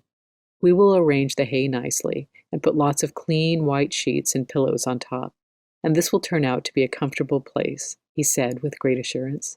Now let's return to the hotel, and I will escort each member of your group to their quarters to make sure they are comfortable while you eat your dinner. I will ask the 3 young men to remain with you so you don't have to eat all by yourself. They'll get free Metexa brandy or beer for the pleasure of joining you. After dinner, Stavros left with 4 couples to show them their quarters. The remaining 3 young men asked Angelica where they would be spending the night. We heard that there weren't enough hotel rooms available. We paid a lot of money for this trip to Greece, and at the very least we want to have a decent place to sleep. So far, everything has been terrific. Remembering Stavros's philosophy, Angelica replied, Well, everything doesn't always turn out as planned. There's a saying, only someone who has traveled far can tell real stories. Stimulated by the wine, the second young man answered, You are right. Does this mean we will have an unexpected place for tonight? The more the young man enjoyed the Metexa and the beer, the more they seemed ready to accept the unforeseen situation. Yes, You are going to experience something you certainly will never forget for the rest of your lives. In a way, it's even a special treat, Angelica told them lightheartedly. All three assured her that they were ready for any experience. Please just wait until I'm through with my dinner and then I'll show you your big surprise. By the way, would you guys mind sleeping in the same room just for this one night? Angelica asked, using the skill of subtle diplomacy that Stavros had just taught her. We'll accept it for tonight, as we understand your problem. As long as we get a place to rest, we have nothing to complain about, the third man commented. Stavros returned and sat next to them at the table, always accommodating and cheerful. He asked the waiter to serve coffee to Angelica and the young men. I'm glad that all of our guests are happy and settled. Angelica will bring you soon to your quarters for this night. I hope she has prepared you for the big surprise. All three men looked at him, rolling their eyes and getting more curious. Angelica had to admit that Stavros was a true artist at politely urging people to act the way he wanted. After taking a deep breath, she turned to the three young men and spoke with conviction. Okay, let's get going. Please take your pajamas only. The luggage will be safer here at the hotel. The four walked down the street. By now it was midnight, and just a few lights illuminated the street. Slightly dizzy from the alcohol, the young men kept talking loudly all the way to the stable. Here we are, Angelica declared as she opened the door to the clean and beautifully arranged goat stable. To her amazement, all three men began to laugh. This is fantastic! Great! Unbeatable! Super! We certainly will never forget this episode for the rest of our lives. Thank you, Angelica, for solving this problem exceptionally well. What an experience! Angelica never thought this dilemma would turn out well, and she was truly relieved. Tired, she returned to the hotel and spent the night on a deck chair in Stavros's office. Next morning, no one complained. The group simply continued the trip. Later, they boarded the boat to cross the Canal of Corinth toward the Cyclades. Angelica was glad to have left the city of Athens for a while. She needed to forget Ionis. Still, whenever she heard someone called by that name, she felt as if she had just been pinched. Whenever she had a short time off, she searched for a remote beach where she could watch the wind blowing across the waves. She needed to be alone and let her thoughts carry her miles away.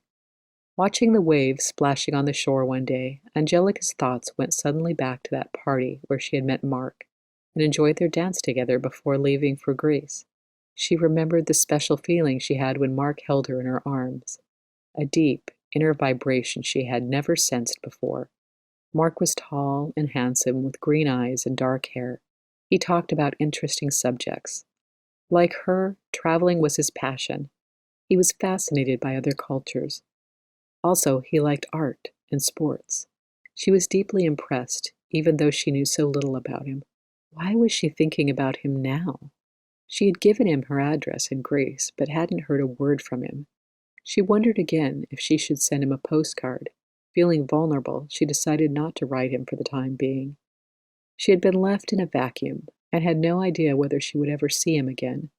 They'd only spent a few hours together. Now, after so many weeks, all that was left was a vague memory of his face, his attitude, and his kiss. Angelica forced herself to forget Mark, as she had decided to forget Ionis. She desperately needed to straighten out her mind and her feelings. Mark was too far away. It was awkward. Sitting now at the other end of the Mediterranean to think back to that special feeling she'd had when his warm hand had touched her. Aside from all this personal and very private thinking, she loved her new job. It was really challenging. She had started to absorb the wonderful Greek attitude of taking people the way they are. She tried disconnecting herself from old patterns and burdens and was determined to free her mind for participating. She would savor this once-in-a-lifetime adventure far from home. Part 3. Mark. Back at home, Mark still remembered the party at his friend's house where he'd met Angelica for the first time. The very next day, she had left for Greece. Would he ever be able to get her out of his mind? Why was he so attracted to her? He remembered dancing with Angelica at the party. They had danced together once.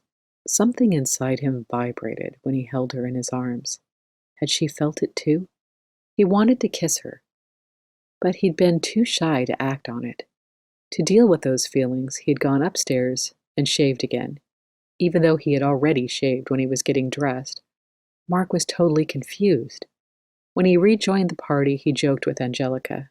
After the party, he drove her home, and the two had sat in his car and talked for at least an hour. "I hope to see you again, Angelica. Would you please give me your address in Greece?" he had asked. "Yes, but I'll be traveling with tour groups all over Greece and will rarely be in Athens," she said as she handed him a piece of paper with the address of her Athens hotel. "I might write to you," Mark said as he kissed her goodbye. He never forgot that kiss. He wondered if she ever thought of him. He knew that it was up to him to make the first move. He should write her, yet he hesitated. He was extremely busy preparing for his final exams. He knew that he had to see her again. After successfully completing his master's degree in engineering, Mark approached his friend Carl about traveling to Turkey and possibly to Athens. Carl had just gotten his degree in art history and was delighted by the idea. He had studied the cultures, the philosophies, and the struggles of these places. Now he would actually get to see them. So the two young men made thorough preparations for their trip to historic and ancient sites. In July, they took off in Mark's small car, driving thousands of miles across the Balkans to Istanbul, camping and touring along the way. Of course, Mark never told Carl that his real destination was Athens, where he hoped to find Angelica. One morning on the road, Carl mentioned that it might be impossible to visit Athens during the peak tourist season. "I'm sure it's impossible to find a place to stay in town, so we'd better skip Athens." Anxious to get to Athens, Mark was undetoured. "The Acropolis is too important to miss. Let's organize our visit to Athens intelligently. We will arrive early in the morning. That is when some guests leave, and we might have a chance to find a room.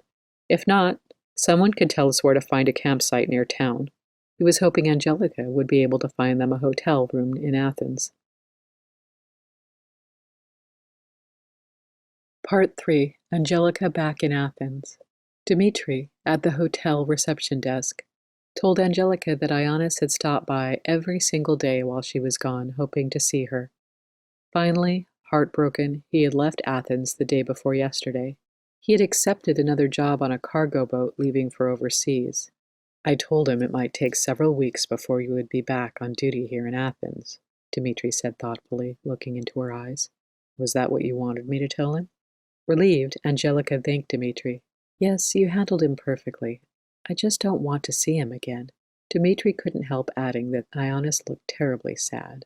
Ionis had left. Probably it was for the best, Angelica thought. He had been brought up with the sea, its beauties and its dangers, and there was just no solution for the difference in their cultural backgrounds.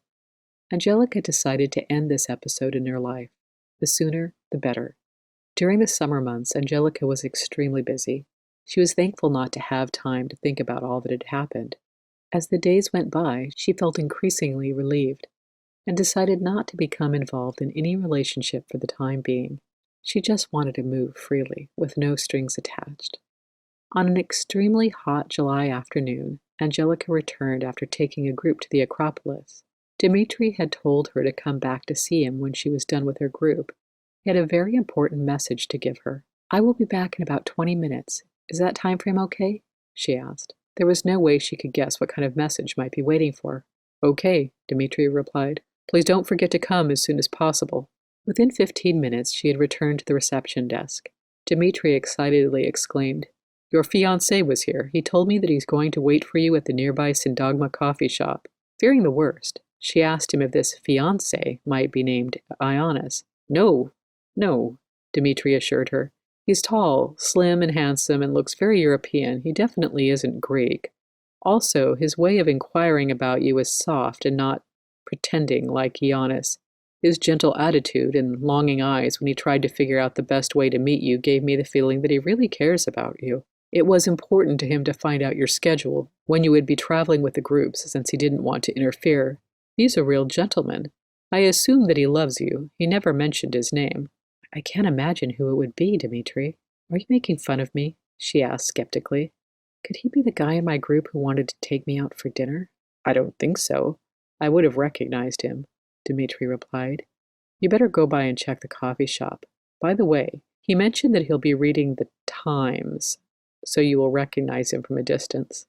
While he was waiting at the coffee shop, Mark became more nervous with every minute that passed and she did not appear. He had never told Carl about Angelica. Bored and impatient, Carl felt like they were wasting their time. How long do you intend to sit there and read the news? We're far from home and it's vacation time. I don't think there's anything that important in the newspaper. Let's go. Mark talked Carl into having a third cup of coffee. Confused and reluctant, Angelica decided to walk down to the coffee shop and check out the mystery man. She was sure that it was Hans, the young man from her tour group, who always was asking for more details at each site they visited. He also relentlessly pursued her for a date. Turning the corner, Angelica saw two men reading the Times newspaper. There was no way to get a glimpse of what they looked like because they were hidden behind the large papers. She saw Carl first and had no idea who he was. The other man, with his back turned toward her, was wearing a green t-shirt and a sun hat. As she approached him, she realized that it was Mark. Why hadn't he told her that he was coming? He had never written her. The same fluttery feeling came back that she remembered from when she'd first met him. She felt flushed. Her hands were sweating and her heart began to pound. She wanted to act cool, but felt like she was going to faint. How was she going to react when they were face to face? Since his back was still to her, he had no idea that she was approaching. Angelica decided to approach him squarely, showing no emotion at all. Playing her best at being a travel guide, she put her hand on his shoulder and spoke to him in a cool, indifferent way. "Hi, so it's you. What a nice surprise." Mark jumped from his chair as if electrified by Angelica's touch. He turned to look at her and took her in his arms, kissing her once, twice, and again. "It was such a long trip," were the only words he could mumble. He pulled her to his chest and held her tightly. Angelica did not know what hit her. She knew that she loved Mark a lot, and it seemed that he must love her too. Looking embarrassed, Carl stood there as if he did not know what to do. "My name is Carl. Please have a seat. May I order you a coffee?" The three stared at each other for the longest minute in history. Angelica and Mark finally sat down. Mark introduced them. "Angelica, this is my friend Carl. We traveled by car to Istanbul and then to Athens. Carl is an art historian and showed me the many historic sites along the way. Carl, this is Angelica. She has a bachelor's degree in art and now is working as a travel guide in Athens. She might be able to find us an inexpensive room for 2 days." With no hesitation, Angelica put both Mark and Carl at ease. "Well, this isn't the best season to find rooms. The last room's probably sold out. Please wait here while I go back to the hotel and ask Dmitri at the reception desk for some help. He's great at finding solutions." With her heart still pounding, Angelica rushed to the hotel. Of course, Dmitri found a vacant room for Mark and Carl in the attic of the hotel. After Angelica left, Carl asked Mark for an explanation. Mark told him that he had met Angelica the day before she left for Greece and had fallen in love with her at first sight.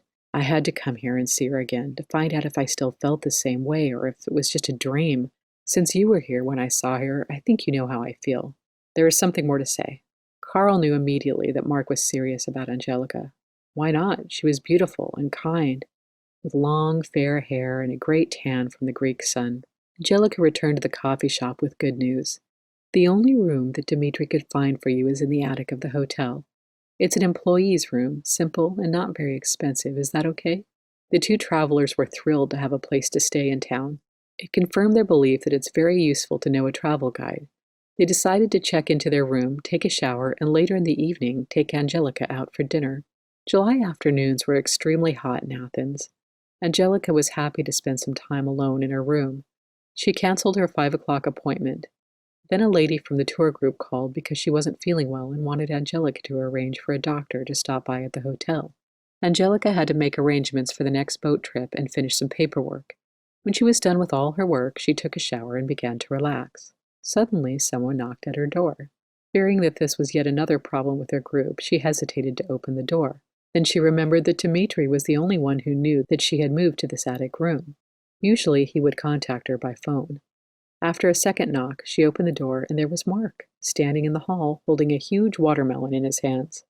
"Carl is sound asleep, so I decided to bring you this melon. I brought it especially for you all the way from Istanbul. By the way," he added, "Carl won't be joining us for dinner. He doesn't feel that way and wants to sleep. I suppose it's the heat." Hearing a door open nearby, Angelica quickly ushered him into her room. "Nobody from my group or any employee should ever know that I'm on this floor," she told him. "Otherwise the group members would bother me for anything at any time. Only Dmitri knows where I am, and to keep my privacy, he always calls me by phone. How did you find me? I saw you when I opened my door and realized that you're on the same floor, Mark answered. Once in the room, Mark handed her the melon, which she put on her writing table. Would you like to have a piece of it now? She asked. No thanks. I just want to hold you in my arms forever. And he did. When tears welled up in Angelica's eyes, she just let it happen. She was terribly in love with Mark, and had been since the first moment they met. After a long kiss, they decided to have dinner at a place near the seashore. They took off in Mark's car for Cape Sunion. En route, they stopped to eat fish and salad at a small tavern. Afterward, the couple decided to watch the sunset from an ancient temple nearby. It was a lovely evening with a light breeze coming from the sea. They sat together for a long time, watching the sun disappear. First, the sun turned orange, then red. The closer it moved toward the horizon, the more the sunball seemed to grow in size until it finally dropped into the sea. Mark put his hand around Angelica's shoulder, and then ran it through her long, silky hair that looked golden in the evening light. The sea turned orange and reddish until the last glance of the sun had disappeared. Far away, two ships crossed over the last sunbeam as they made their way back to the port. A small fishing boat went out to sea, rocking up and down. Nearby, seagulls flew around a rock and then dove into the water to catch fish. Mark was still holding Angelica, and her head rested on his shoulder. Then he broke the silence. Angelica, I came a long way to find you. Now I have only one question. Will you marry me? I know that we've only met twice, but I'm sure that I love you. I knew it from the first minute I met you. Unable to speak, Angelica just hugged him and held his hand very tightly. They sat there for hours. The moonlight changed the sea to a cool gray color. They watched the beauty of the water and the rocks beneath the ruins of the ancient temple. Angelica, please return home soon, Mark said, interrupting the long silence. Though overwhelmed by the night's events and by Mark himself, Angelica was realistic. Mark, I have a contract to work here until October, and I love my job. Though I adore you, I have decided never to get married. I want to travel and explore other countries for the next few years. Maybe this isn't the right time for me to think about quitting and run home. I understand how you feel. This all happened way too quickly. I too had decided to remain a bachelor because, like you, I wanted to explore the world and maybe even work abroad for some years. Until I met you, I thought that marriage would be a problem. Now I realize that it depends on the kind of wife I choose, Mark said quietly. For the time being, they decided to focus on their friendship. They agreed that they might possibly travel together and see what the future brought. They took a cool swim at a small beach down the road, and then sat on the beach until dawn. Both were caught up in their thoughts. Inside her heart, Angelica knew that they would always be together. 2 days later, Angelica took off on another boat tour to the islands. Mark and Carl had left for home.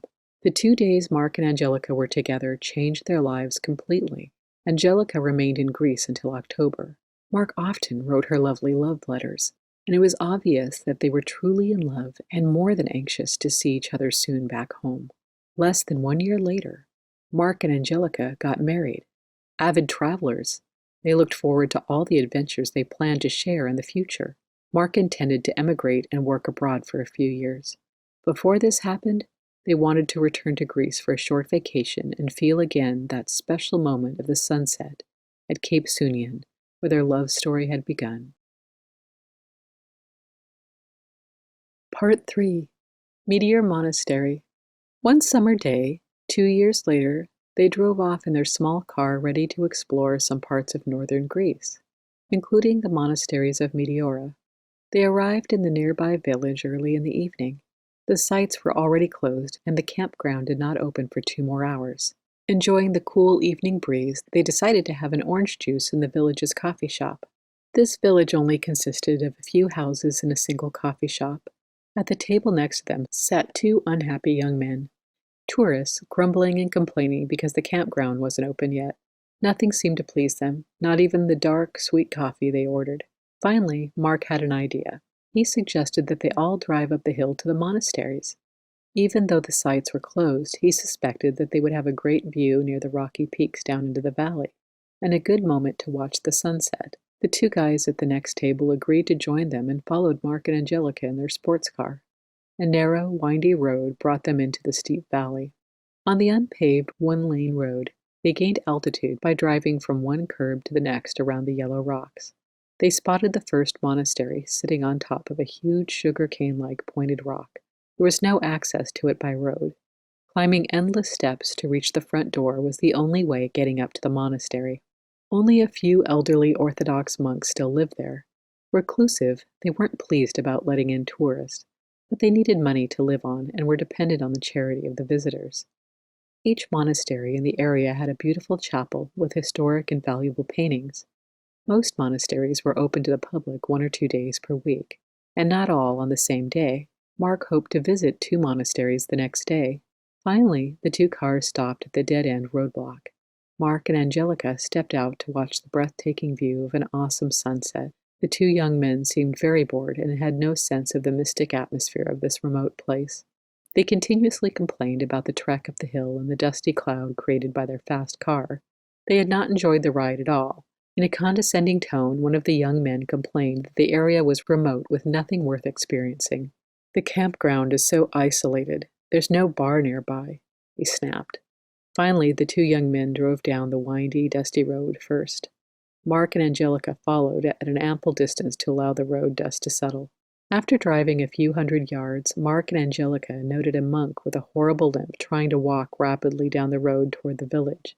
"Let's see if the 2 unhappy guys will stop and give him a lift to the village," Angelica said.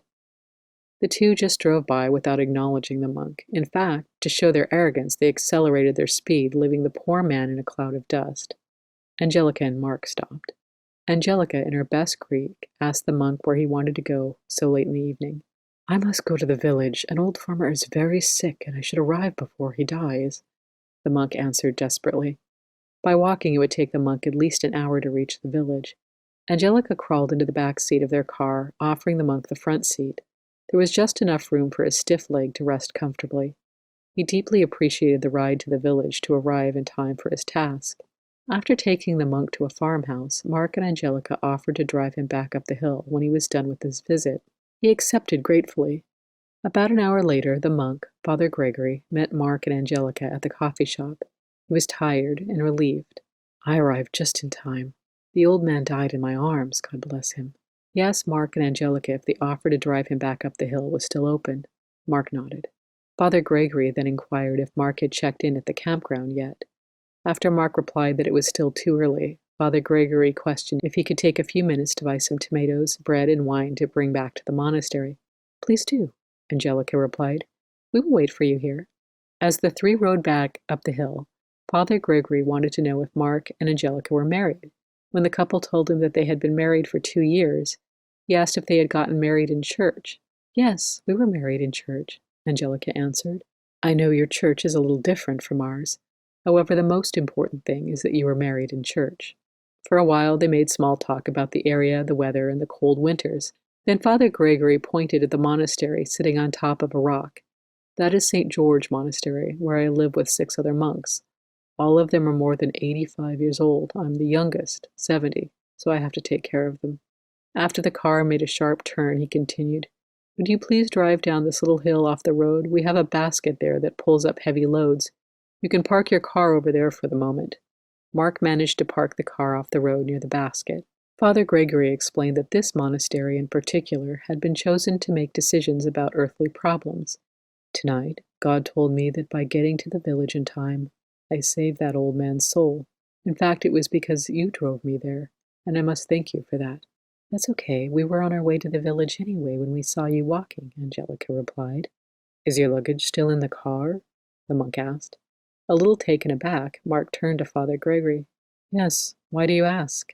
"For your kindness, I am inviting you to spend the night at my monastery. Women aren't usually allowed to stay overnight in a monastery. But since you are a married couple, God told me I could make an exception. Angelica has to be introduced to the other monks as a being who helped me to save someone's soul. This is a legitimate exception, and I'm quite sure the old monks will understand." Before Mark and Angelica could reply, Father Gregory continued, "In the village, I bought tomatoes, bread, and wine, just for you. The idea came to me while I was sitting with the sick old farmer. Mark, please take the minimum amount of luggage you need and put it in the basket." Mark and Angelica followed Father Gregory's instructions. As the basket began to be pulled up by a thick rope, the three earthly beings climbed the 200 steps to the top of the rock. Once they were inside the monastery, one of the very old monks looked puzzled when he saw Angelica. The other 5 immediately disappeared into their cells. Mark and Angelica's 70-year-old host explained the situation to his elder. Because of this kind being, named Angelica, the soul of our old friend Chris was able to go to heaven. Please let her stay here tonight. Father Gregory offered Mark and Angelica the monastery's special guest room, the one reserved for the bishop when he made his annual visit. This was the only room with a real bed. It was also the only room that had 3 windows looking down on 3 sides from the peak. On the bed were thick hand-woven linen sheets. Handmade lace curtains protected the windows. A storm had broken some of the glazing, so the window blew the lace curtains in and out. From the window, they saw a flock of black birds flying in circles around the mountain. A candle stuck in an empty wine bottle was the only light in the room. No electricity existed in the entire monastery. The monks organized their days by the daylight. The monks' cells were a lot simpler, with one tiny window apiece. The monks each slept on a wooden bench with only one covering.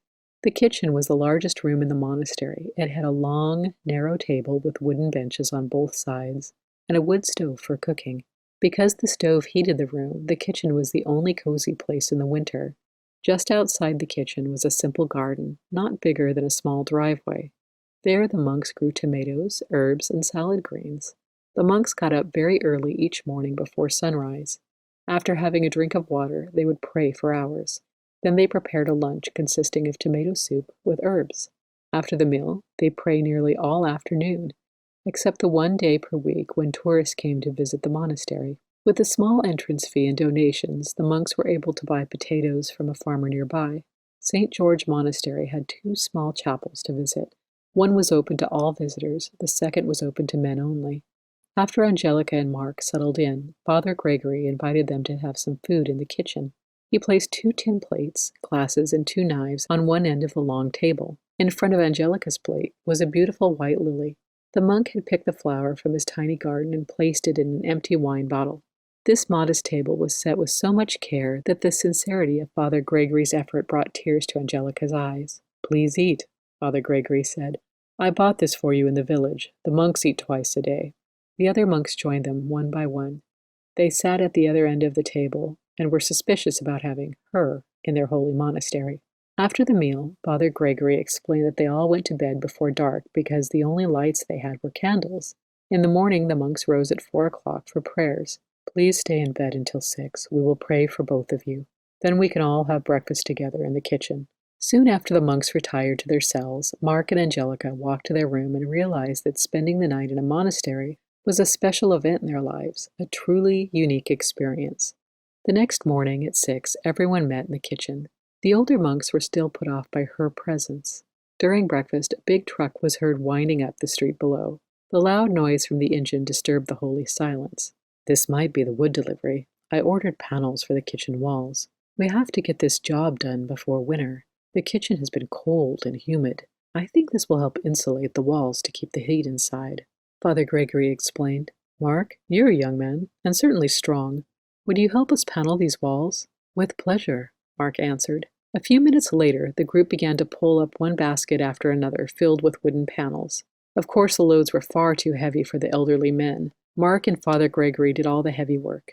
Angelica carried the panels to the kitchen and helped the older monks nail them onto the walls. The older monks were shocked to see Angelica working with a hammer and nails. Nevertheless, each day they accepted her a bit more. "She really is a being," the oldest monk declared.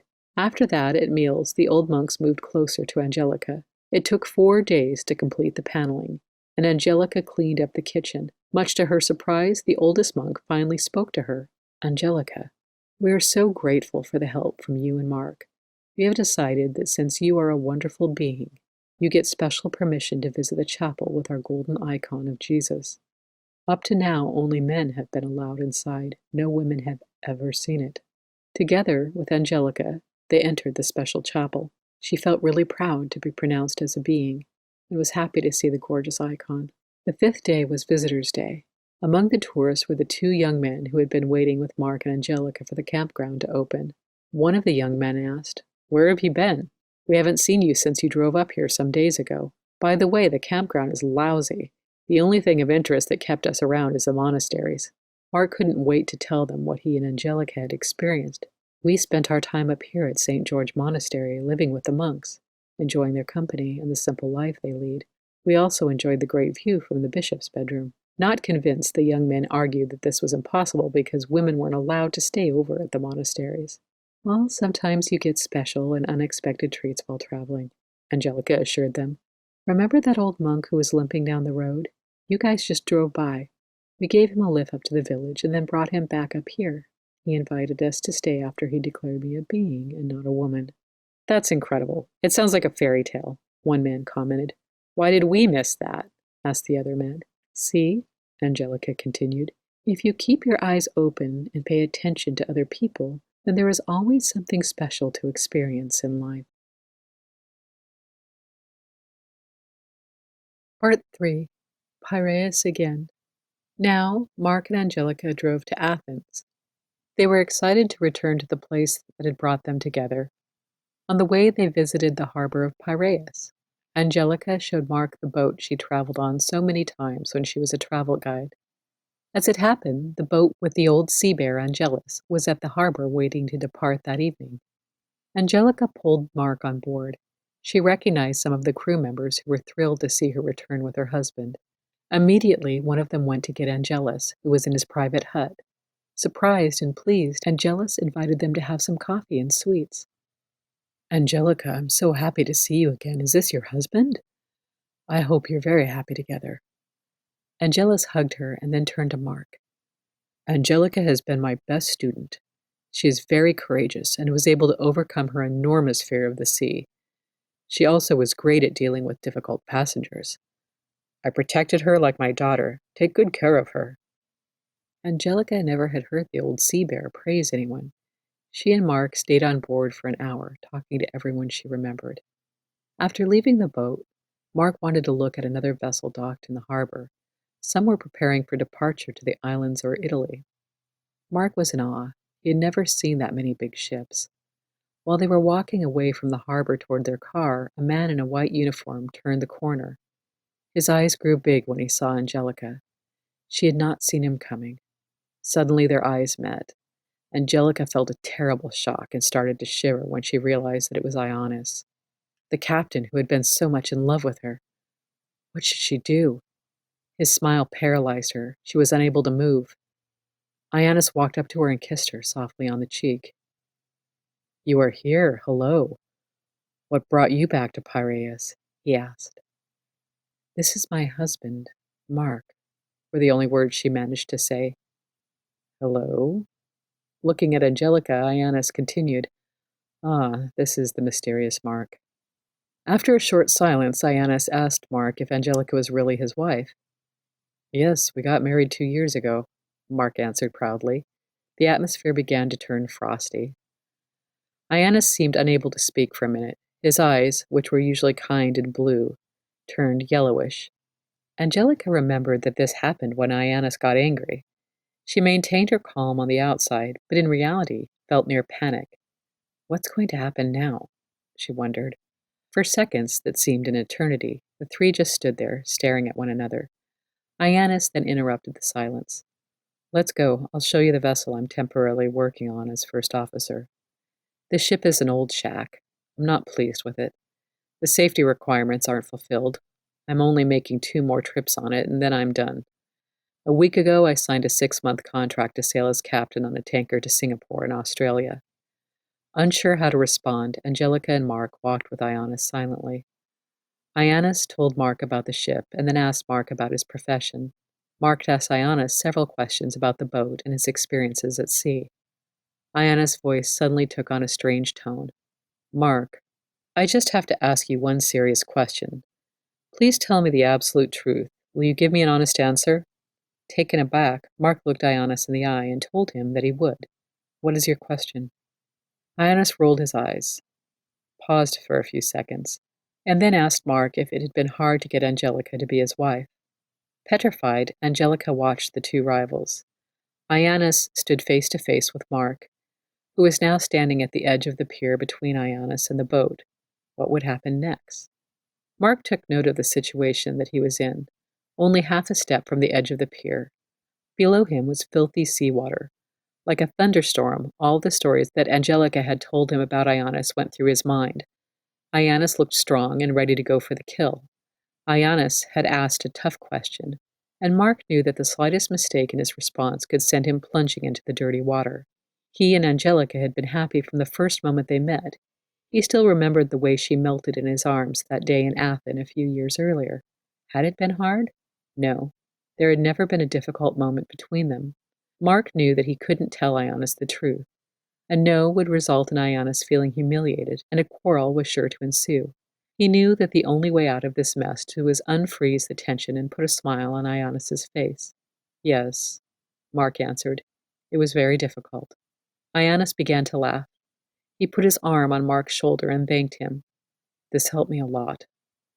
Had you answered no, guess where you would be right now? Down in the water. Because you had a difficult time claiming her heart, we will remain friends. Let's board my boat and have some Metaxa brandy. Once on board, Ionis congratulated Mark and Angelica on their marriage. All three were ready for that brandy to help assuage the awkward situation. After that emotional day, Mark and Angelica continued their trip to Cape Sunion. There they sat quietly, holding hands, and, like 3 years earlier, kissed until the sun set. Part 4. Across the Ocean. After Angelica and Mark got married, they decided to live in the city where both had studied. There they rented a small apartment. Mark worked a full-time job, and at night he worked on his dissertation, preparing for his PhD. Angelica worked full-time up until 2 weeks before their first child, Natasha, was born. After Natasha's birth, Angelica made extra money as a freelance designer and taught school in the afternoons. In the mornings, she typed the work that Mark had done the night before. In the evenings, when he returned home from work, he looked over what she had typed and continued to write. They tried to save every penny possible for the trip they were planning to America. Angelica began by putting coins in a large, empty champagne bottle they had once been a wedding gift. This savings bank was marked urgent, so they wouldn't use the money for frivolous things. Natasha grew and became their sunshine. While Angelica worked, typing or designing, Natasha played with her toys or drew with her color pens. Now and then, Angelica would draw small birds and dogs. Natasha then tried to copy them. Not everything turned out the way they planned. The procedure to finish Mark's dissertation took much longer than they ever thought it would. It postponed their trip abroad for years. Angelica felt disappointed. She had hoped to see her Uncle Victor, from whom she'd heard so much when she was a girl. She was ready to explore the other side of the Atlantic Ocean. Sensing her despair, Mark approached her. Angelica, you seem sad. Is it because we'd planned to travel and now things are taking so much longer? Surprised that Mark had actually guessed her thoughts, Angelica answered him with tears in her eyes. I know that we must change our plans and postpone our trip to the United States. My only concern is that Uncle Victor is getting very old, and I might never have the chance to meet him. Mark reassured her of how important it was to him to gain some technical as well as personal experience abroad, and that after he finished his dissertation, it was still his intention to go to America. Angelica did her best to accept the situation. When Natasha was 4 years old, Angelica and Mark decided to have a second child. Almost at the same time, Mark unexpectedly got good results on his experiments and was finally able to finish his dissertation. Their wish to emigrate grew again. Because Angelica was pregnant, they planned their trip to the United States for the following spring. On Sunday morning, Mark and Angelica and Natasha sat on their living room carpet with a big map of America in front of them. After 7 years of marriage, they were finally planning their first trip to the United States. California sounded perfect for a destination. The intent was to move to a warmer and sunnier place.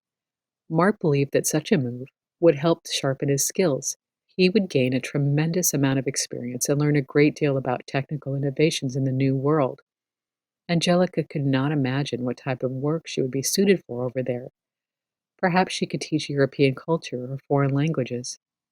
For a long time, Mark and Angelica had dreamed of crossing the ocean and exploring America.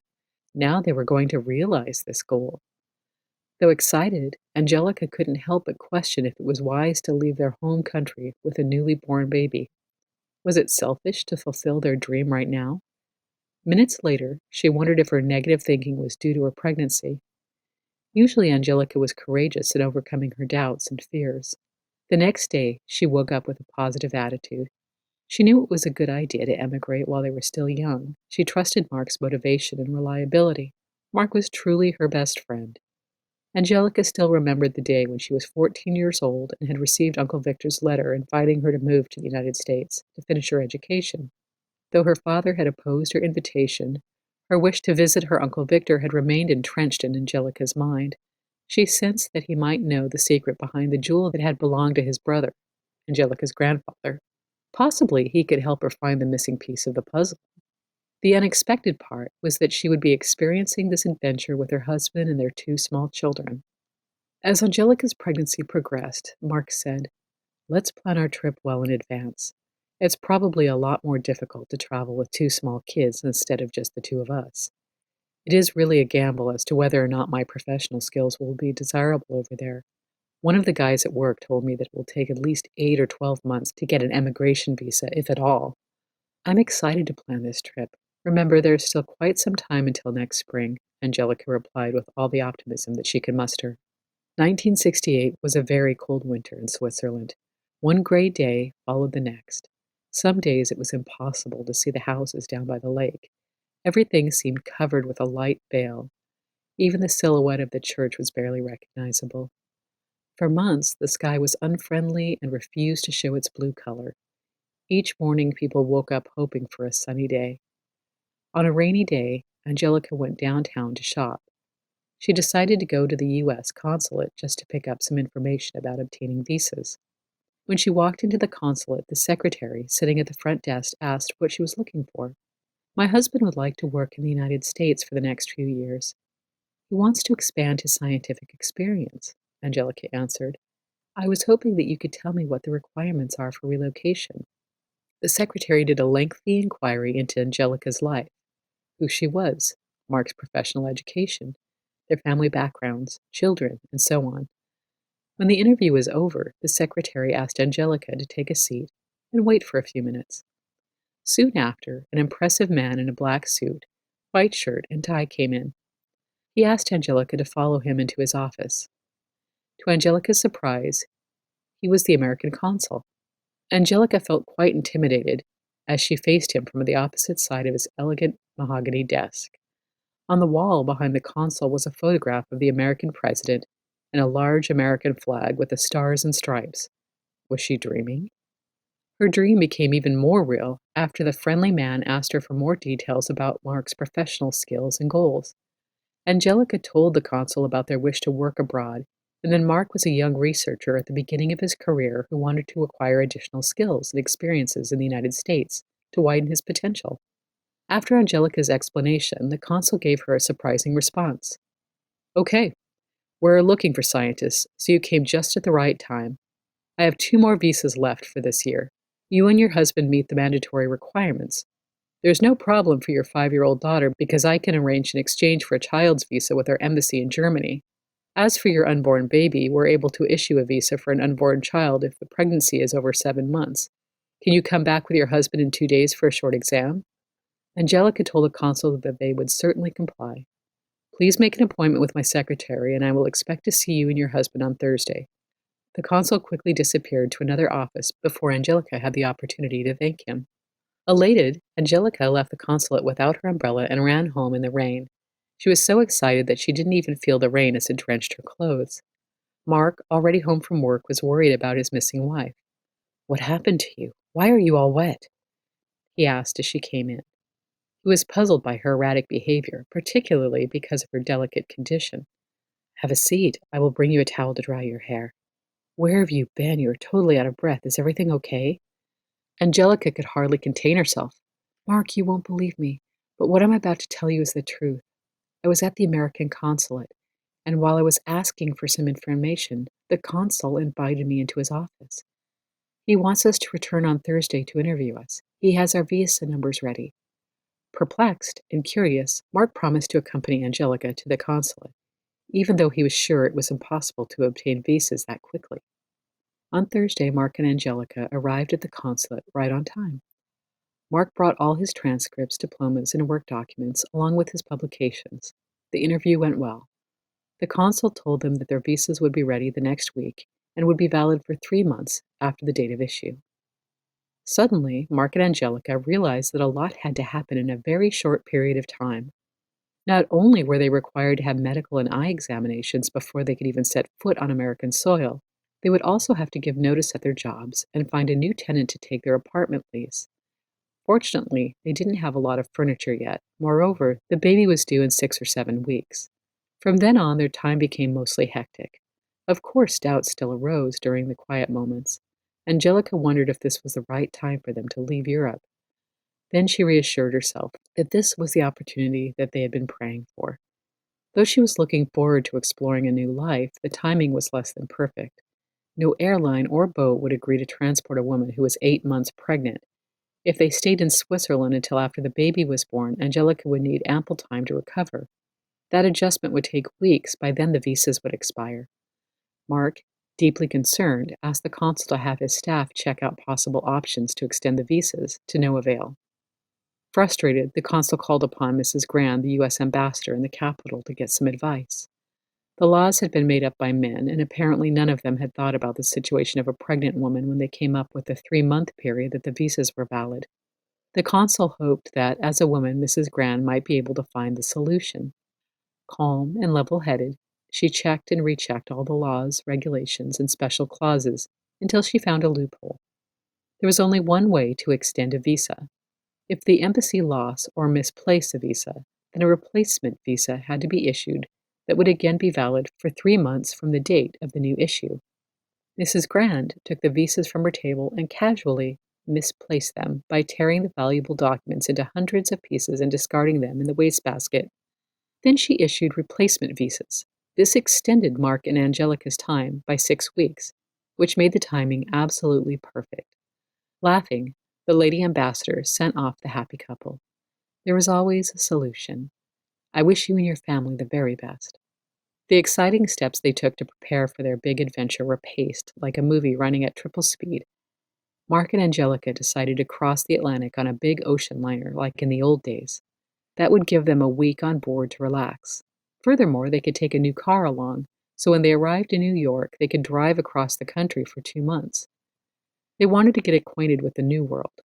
Their goal was to drive all the way to California. Mark figured that they would stay for a few days in New York, then visit one of his classmates in Boston, see Uncle Victor in Cincinnati, and experience the wide plains of the Midwest. Though Mark and Angelica felt they had a solid plan, their parents were appalled. They thought the whole notion of leaving the country with a newly born baby and then traveling by car for several months was absolutely crazy. Friends considered that Mark was expecting too much from his young wife and his 2 small children. Little did they know the trip was all Angelica's idea. Friends also had advice to offer. They found dozens of reasons why a trip such as this was truly a high-risk venture. The baby could get sick. Traveling was dangerous. Mark might have a very difficult time getting a job. One even suggested that Angelica, in a delicate condition after giving birth, could have a nervous breakdown. Everyone seemed of the opinion that this old-fashioned way of emigrating was not practical. For all of them, it seemed obvious, wiser, and easier to book airline tickets, go to the airport, and fly to a set destination. Why go through all the hassle of a lengthy trip by boat and car? Contrary to their friends' and relatives' ominous predictions, Mark and Angelica were really looking forward to this great adventure. They had made up their minds to be totally positive and to ignore all negative remarks the others made. In fact, they considered the trip a great chance to go and see more of the world. Think about it. For several years, we dreamed about this trip. The good thing about us is that we are really good friends, connected by marriage and love, Mark said. We have traveled to remote countries. We completely trust one another. I'm sure that what we set out to do will turn out positively. I admire your resilience, Angelica. Between moving out of the apartment and storing important books and a few special objects at Mark's mother's home, the time flew by. They gave away all their unimportant and unnecessary things. They packed a minimal amount of clothing and books to take across the ocean. The birth of baby Anja had to fit in among all these preparation tasks. Angelica and Mark hardly had much time to admire their newborn daughter. Yet they kept things in perspective. They would have ample time for each other while traveling on an open schedule. This was a once-in-a-lifetime opportunity. Part 4. Leaving Europe. Finally, the couple loaded their car. Each had just one medium-sized suitcase. They added 2 sleeping bags and a rubber mattress for 5-year-old Natasha, which they placed on top of the suitcases so that she could take a nap while her parents drove. Next to Natasha, Anja lay in her travel berth on the back seat. Their luggage was the absolute minimum that one could imagine. No furniture, no household goods, just 3 camping plates, cups, some forks and spoons, and 1 knife, plus Anja's bottles and containers of milk powder. 3 weeks after the baby was born, they took off for northern Europe, crossing France to reach the port of Le Havre on board the huge steamer France that would carry them across the Atlantic Ocean. At the departure pier, the luggage had to be hand-carried into their cabin. Then the brand new car had to undergo the thorough cleaning required by the U.S. Agricultural Department. Each foreign car entering the United States had to be completely sanitized inside and out to ensure no bugs would ever be imported. While Mark was checking in with the authorities, finalizing all the formalities and paperwork for their departure, Angelica sat with her 2 young daughters on a bench at the pier. Suddenly, she began shivering and feeling the same fear she had experienced the first time she traveled to Greece many years ago. She had to board a steamer soon, and as she had been then, she was afraid of the immense dimensions of the Atlantic Ocean. Again, she needed to be courageous, in spite of an adventure that would start when she crossed the waters of the Atlantic. However, this time she felt safer being with her family. She vividly imagined how immigrants, past and present, must have felt leaving behind their families, homes, continent, and culture for an unknown future. It feels like cutting off all bridges behind you, Angelica thought. Yet there is no way to return. Once we make that decision, we have to work it through the best way we can. The risks are undoubtedly there. Will it be possible to find a decent job? Will we be able to feed our kids? Angelica hoped that nobody got sick during the voyage. Once they arrived in America, their car would be their home. They would have no address, no mail, and no phone. She knew that the only way she and Mark could prevail would be to stick together no matter what happened. A big question remained. What would their future bring? All of these thoughts and feelings ran through her mind at the same time. Fortunately, she remembered Ionis's favorite saying, "Be like the dolphins. Just take it as it is and enjoy every moment of your life." Ionis. She hadn't heard from him since the day she introduced Mark to him. This thought also brought up memories of the old sea captain Angelus, who had taught her. Always look positively at any new task. Have confidence in people you encounter. Overcome your fear of the sea by trusting the boat's captain and his crew. Sitting by the pier, Angelica realized how much those moments in Greece had taught her about life. Angelus had been her wise teacher and advisor. He was a person who acted on his heart and instincts, and his wisdom came from his hard life experiences. Though Angelica knew that Angelus had passed away a few years ago, she felt his presence right at this moment. Like a guardian angel, he was placing his hand on her shoulder in order to give her confidence. Angelica understood that his spirit would always be with her in any difficult situation to protect and guide her. As if in a dream, Angelica and her family walked up the stairs onto the large ocean liner. They settled into a 4-berth cabin and were treated especially well. Among the 2,000 passengers, baby Anja was by far the youngest on board. The ship's nurse was delighted to have the newborn to take care of and made sure that Angelica, who seemed exhausted after giving birth and moving out, could enjoy a vacation at sea. Meanwhile, Natasha bonded with the other children in the kindergarten. For Angelica and Mark, this trip was like a second honeymoon. Everything was taken care of. The children had fun all day long and were brought back at dinner time.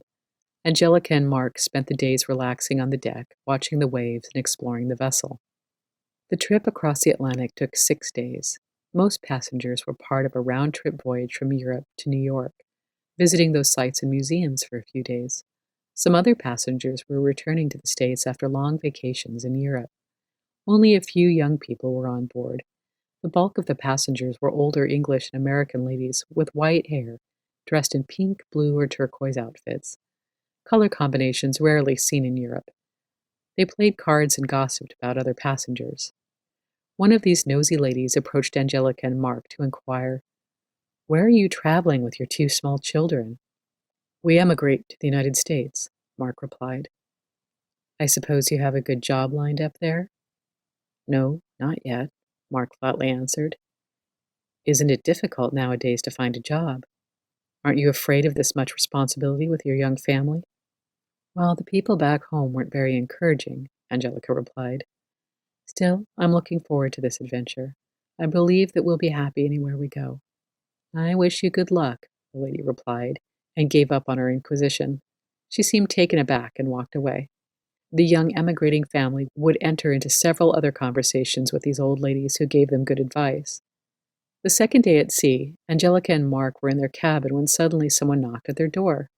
A bellboy in a red uniform with dozens of shiny buttons on his jacket and wearing white gloves stood in front of them, holding a silver tray bearing a note. "Please read this note immediately and tell me yes or no, because the captain wants your answer as soon as possible," the bellboy said in a very stoic manner. Mark opened the small note and read it out loud. "This is a special invitation from your captain, inviting you to have dinner with me tonight in my private suite. Please bring your two little girls with you. I am the father of 5 children and miss them so much. I would love to spend the evening with you and your children. Please tell my bellboy you'll come." This was a surprise. Of course, they accepted the kind invitation. In the evening, Mark, Angelica, and their 2 daughters were dressed up when the bellboy arrived to escort them to the captain's luxurious suite, which was located on the top front deck and had a great view overlooking the sea. From the captain's window, it was possible to see the huge waves heading towards the steamer. It was obvious that the crew was well skilled, as the passengers on board could hardly feel the waves' tremendous impact on the ship. Angelica's inner voice told her that Angelus, her guardian angel, had somehow caused this invitation to happen, so that she would become confident in the captain of the vessel. The French captain invited Mark and Angelica to be seated at his ornate table, where delicious dinner was served. The captain was wearing his beautiful uniform, and Natasha sat on his lap throughout the evening, playing with the golden buttons on his jacket. He played with her and told her funny stories. Sometimes he got up and carefully took baby Anja in his arms to walk her around. Mark and Angelica had interesting discussions with the captain about his many voyages at sea. As the guest of the commander of this hotel on water, they enjoyed a lovely evening with the lonely man and became good friends for the rest of the trip. On the third day, the captain held a happy hour party for all the passengers. Mark and Angelica were among the few young couples on board and were invited to sit at the captain's table. Over the next 4 days, they spent a lot of time with one nice couple who were returning from a wedding in Europe. Chris and Nicole lived outside of New York City and invited Mark and Angelica to visit their home before driving off. Now Mark and Angelica had friends on the other side of the pond. The days on board went by very quickly. For the most part, the ride was smooth. Only one morning did the boat have to pass through a storm for several hours. Angelica, now familiar with the captain, trusted him. Again, she felt her guardian angel, Angelus's hand on her shoulder, helping to keep her fear under control. Part 4. Land in Sight. The New World. The 6th day, very early in the morning, everyone was on deck, waiting for the sun to rise and ready to discover the skyline of New York. The pale moon barely shed any light on the small waves.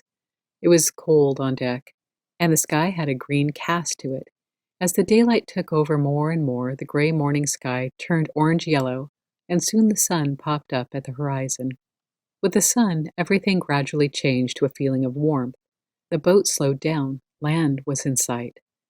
There was a huge web-like structure hanging over the water, the Verrazano Narrows Bridge. Mark was in awe sailing under this great bridge that he had read so much about. Elegantly, the steamer sailed towards its final destination, the pier in downtown Manhattan. This was truly an emotional moment.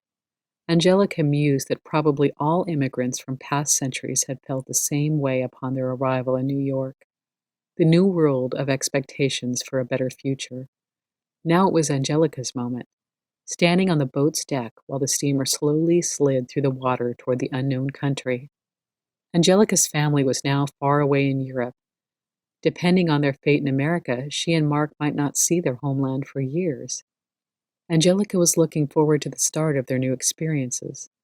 She still had the pictures in mind that Uncle Victor sent her when she was a girl. She was anxious to find him and introduce him to her young family. Mark also was confronting strange feelings. He knew that this start in the new world was a risky adventure for his family, and he was ready to make every effort for things to turn out well. Their savings were limited, and the trip across the country could not last for too long before he needed to find a job. Suddenly, the Statue of Liberty appeared. The big cruiser then entered the Hudson River toward the piers. The sun rose slowly behind the Manhattan skyline. Some skyscrapers were still partly in the shade. Mark and Angelica had never seen such tall buildings before. From a distance, the structures looked like an artificial mountain range. The steamer continued to slow down as it approached the docks. The dock building was old, worn out, gray, and partially broken down by storms and ships not docking properly. The platform inside was covered with wads of paper, cigarette butts, and other garbage. The water around the pier was thick, full of garbage, and simply filthy. All the passengers stood on deck, preparing to disembark and waiting in various lines for the port authority to check their entry permits.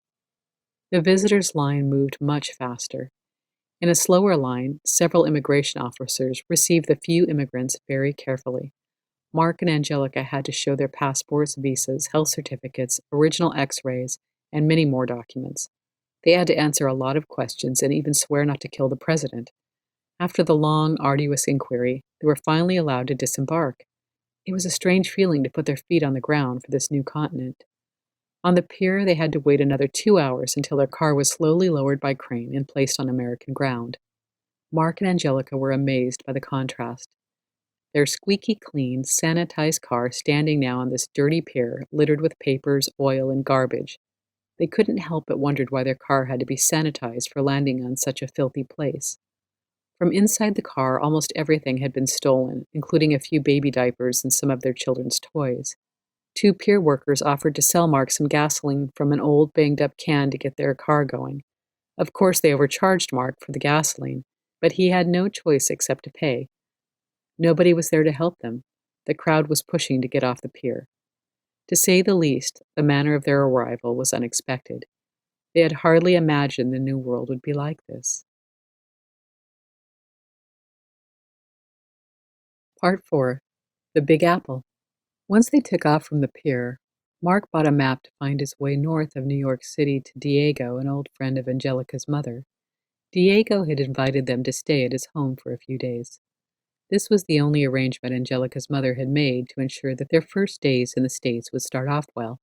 After driving on the oppressive 4-lane highways, they finally arrived at Diego's house. Happy to see them, Diego and his family gave them a tour of their spacious wooden house. The house had a beautiful garden with large, wild bushes along the fences, creating a cozy outside space hidden from any road, a calm haven away from the city hassle. The New York area had been experiencing a terrible heat wave for more than a week, and this garden was a shady oasis from the desert-like heat. Inside the house was entirely different. The heat was unbearable, especially upstairs, so Diego's children didn't bother to tidy up their rooms. All members of the family rushed off to either school or work to be in comfortable air-conditioned rooms. Angelica, Mark, and the kids took daily trips into Manhattan. Diego, a university art professor, was a fascinating personality. He had been sent on his own to the United States when he was just 8 years old to flee the Nazis. He had grown up with difficult, distant Jewish relatives. His youth was far less than easy. He worked his way up the hard way. His brilliant intelligence and European heritage resulted in his great creativity. He was able to discover and visualize special aspects of multicultural New York and infuse them into his artwork. He also wrote philosophical books. His living room was filled with piles of books and great art. There was a beautiful blue antique Venetian glass vase and a modern piece of sculpture representing a running horse. The horse sculpture was extremely expressive. One could almost feel the horse's warm breath and imagine both its pride and exhaustion after winning the race. Diego was extremely communicative and helpful in suggesting special places to see in downtown and uptown Manhattan. Maggie, his wife, was a descendant of a strict Pennsylvania religious group and had her own way of seeing things. She was a busy schoolteacher as well as a loving mother. Angelica and Mark were quite impressed by Diego's family. especially how so many different attitudes, traditions, and ways of life merged together. It was fascinating to return from the hectic, business-oriented city to Diego's wood-framed home and spend the evenings in philosophical discussions. Mark and Angelica were overwhelmed absorbing the various cultures. One night, the heat was so unbearable that one after the other, each occupant of the house decided to pick up his blanket and sleep anywhere in the garden under the twinkling stars. In the morning, they all woke up, surprised that everyone had spent the night in the garden. Everything seemed possible in New York. Driving through the busy streets lined by huge skyscrapers made an unforgettable impression. Angelica had grown up in the high mountains. For her, this new terrain seemed like driving at the bottom of a narrow mountain creek, with noisy traffic instead of gushing rapids. The sky was hardly visible. There was a mass of cars and trucks and occasional traffic jams. At night, crowds of people emerged from the high buildings, reminding her of toothpaste coming out of a tube. With happy looks on their faces, people flocked to the nearby coffee shops and restaurants for lunch. Angelica marveled at the extreme mix. On the same street corner, poor people begged for money and rich people walked with fancy shopping bags in their hands. Especially memorable for her was a small cathedral downtown lodged between two tall office buildings, looking like a lost children's toy. The busy streets were packed with people of all colors and nationalities. Angelica and Mark had never seen such a diversity of races before. Near a sidewalk was a broken-down car that seemed to lie there for weeks, like the remains of a dead animal lying in the wilderness. Nobody seemed to care. In the middle of the hustle and bustle was a great green central park. There, nobody had to feel that they were in the center of a crowded city. Students relaxed, sitting on the ground, reading books, playing cards, drinking Coke, and smoking cigarettes. Parents played with their children, others walked their dogs. On one occasion, a sudden rainstorm came up and it began to pour. Angelica did not believe what she saw a few minutes later. An elegant lady dressed in an elegant light beige suit and hat started running down the street. Obviously, she had been totally surprised by the rain and was caught without an umbrella. She waited a minute under a store's canopy. Then a big truck drove by and ran into a pothole. The lady got splashed by the dirty street water. Clearly, she was afraid her expensive outfit would be ruined. She ran over to a plastic bag filled with garbage that was sitting on the street corner. She pulled it open and emptied the contents onto the curb. Turning the plastic bag inside out, she ripped a hole at the bottom for her head and put it over her body. The entire scene was surreal. For a moment, Angelica wondered why they had ever emigrated. She wasn't sure if she liked all these extreme contrasts. New York City was so different and unexpected, truly another world. After the initial shock, their stay in Manhattan ended up being quite memorable. They visited the museums, walked the streets, and toured Manhattan by boat. Mark was overwhelmed to actually see all the great bridges that he had studied in university. Angelica got her enthusiasm back and was excited to move on towards Boston, their next stop. As they were leaving Manhattan, they remembered the kind invitation offered by Chris and Nicole and called the young couple they had met during their transatlantic crossing. Chris and Nicole lived near Mamaroneck and were thrilled to see them. When Angelica and her family arrived at their house, Chris and Nicole prepared an early dinner and implored their guests to stay with them for the night. Chris and Nicole's spacious house was set on a rock on the seashore in a remarkable location. Angelica and Mark had never seen such a large house filled with so many antiques. Here, life seemed like the dream that Angelica had had as a child, in which everything in the United States was grand, visibly appealing, and large. They enjoyed staying with Chris and Nicole. The visit extended to a full week. Feeling at ease with the customs and great hospitality of the American people, Mark, Angelica, and their daughters continued their trip to Boston, and from there across the continent. Part 4. Searching for Uncle Victor. After driving up the East Coast and visiting Boston, Angelica's family began crossing the states. Their next goal was to find Uncle Victor. Driving for miles and miles, they arrived in Cincinnati, the city on the Ohio River where he lived. Uncle Victor knew they were coming from a letter Angelica had sent him before leaving Europe. Having promised to call him when they arrived in town, Angelica tried repeatedly, to no avail. There was simply no answer. Finally, she reached his son, Bob, who coldly explained that his father had been hospitalized a week before, and there was no permission for Victor to have visitors. After some convincing on Angelica's part, Bob reluctantly agreed to ask the doctor if it would be possible for Angelica to pay a short visit to Victor within the next few days. He asked her to call back in the evening after he looked into possible arrangements. Angelica was puzzled by Bob's reaction. He hadn't even bothered to tell her which hospital his father was in, and was insensitive to the fact that Angelica's goal was to come to America to visit her great-uncle. She had traveled so far especially to see him.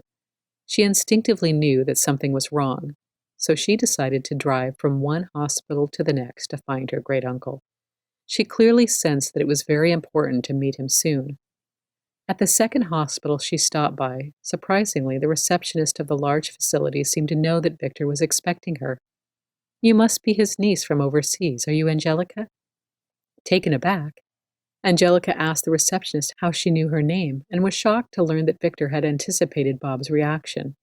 Victor had told the hospital staff that if his niece from Europe were to show up, they were to send her up to his room right away. Victor had assumed that Angelica would find him wherever he was. The receptionist informed the doctor of Angelica's arrival, and he personally escorted her to Victor's room. "Your uncle is very old and very sick," he told her. "He said that he refused to die until he saw his niece Angelica, who was coming from Europe. He needs to see you now." Stunned by this news, Angelica quietly went with the doctor in the elevator to the 5th floor. They entered Victor's room, where he was sleeping, and she walked toward his bed. Angelica was very surprised that he looked exactly like her father, who had passed away 2 years previously. Without thinking, she grabbed his hand, and he opened his eyes. "Angelica, I knew you would find me. I was hoping that you would come, and here you are. I was sure that Bob wouldn't let you see me." The old man spoke with joy. "You are my niece. I can tell from your eyes and your attitude. Can you speak Italian?" The doctor quickly interrupted and told Angelica to stay as long as she desired. "This is a real highlight for my patient. I've never seen him so happy and alive since he entered the hospital." Angelica returned to Uncle Victor's bedside and replied, "Yes, of course, I speak Italian, as we live very close to the Italian border. In our valley full of tourists, everyone needs to speak several languages." Uncle Victor sat up on his bed and conversed in Italian with Angelica for a whole hour about his visits to the old world, the family, and their hometown in the mountains. "Does Bob know that you're here?" Victor asked. "No, no. He told me to call him tonight. He said that possibly he could arrange with the doctor for me to visit with you." "So how did you find me?" Victor inquired. Angelica explained how she had searched for him through the city's hospitals. Amused, Victor confirmed to the nurse who entered the room that Angelica's determination to find him really proved that she was his niece. Upset by his son's behavior, Victor then invited Angelica to participate in a scheme to teach Bob a lesson. "Okay, let's plot together. We are from the same blood, you and me. My son doesn't like me very much, probably expected me to die sooner. He can't wait to get his hands on my money." He never even wanted to learn Italian. With a great deal of effort, the old man took a deep breath and continued, "You call Bob, but don't tell him that you already saw me. When he brings you over here, we will pretend that we haven't met before. I assure you he won't even realize he's being bluffed. He's too self-absorbed. Angelica, I love this joke." Angelica immediately recognized that Victor had the same sense of humor as her dad.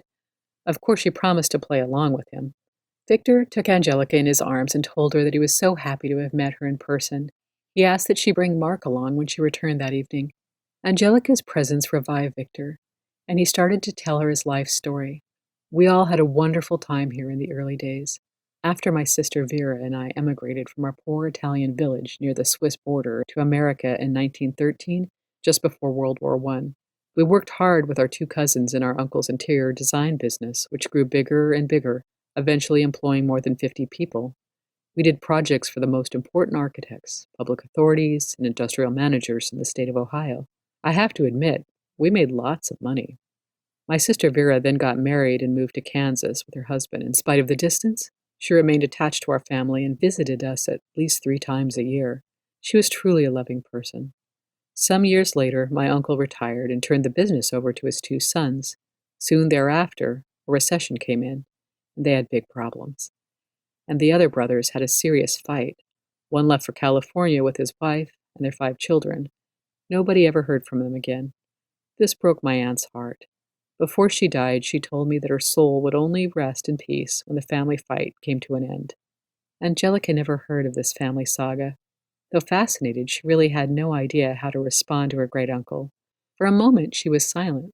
Then she asked him if he had a special reason for telling her all of this. I just want someone to know it, Victor replied. I am sure my sister Vera never knew how much our Aunt Kathy suffered after one of her sons left. Vera had 3 lovely daughters. One died young, and I lost track of the other 2 girls after Vera and her husband passed away. It's not that important, Angelica, but maybe there will be an answer someday on where the rest of the family, our lost families, moved to.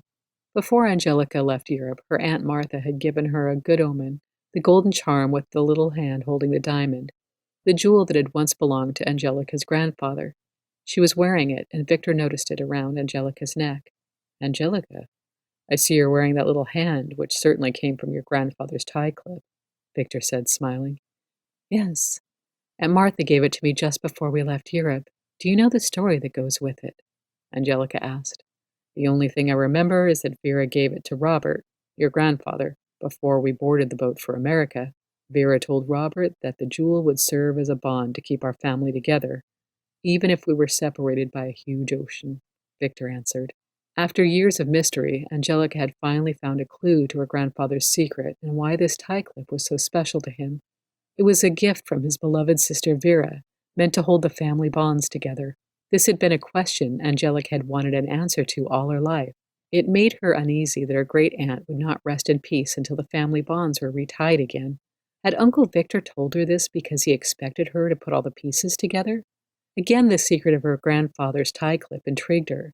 She planned to find out more about it. That same evening, Angelica and Mark returned to the hospital with Bob.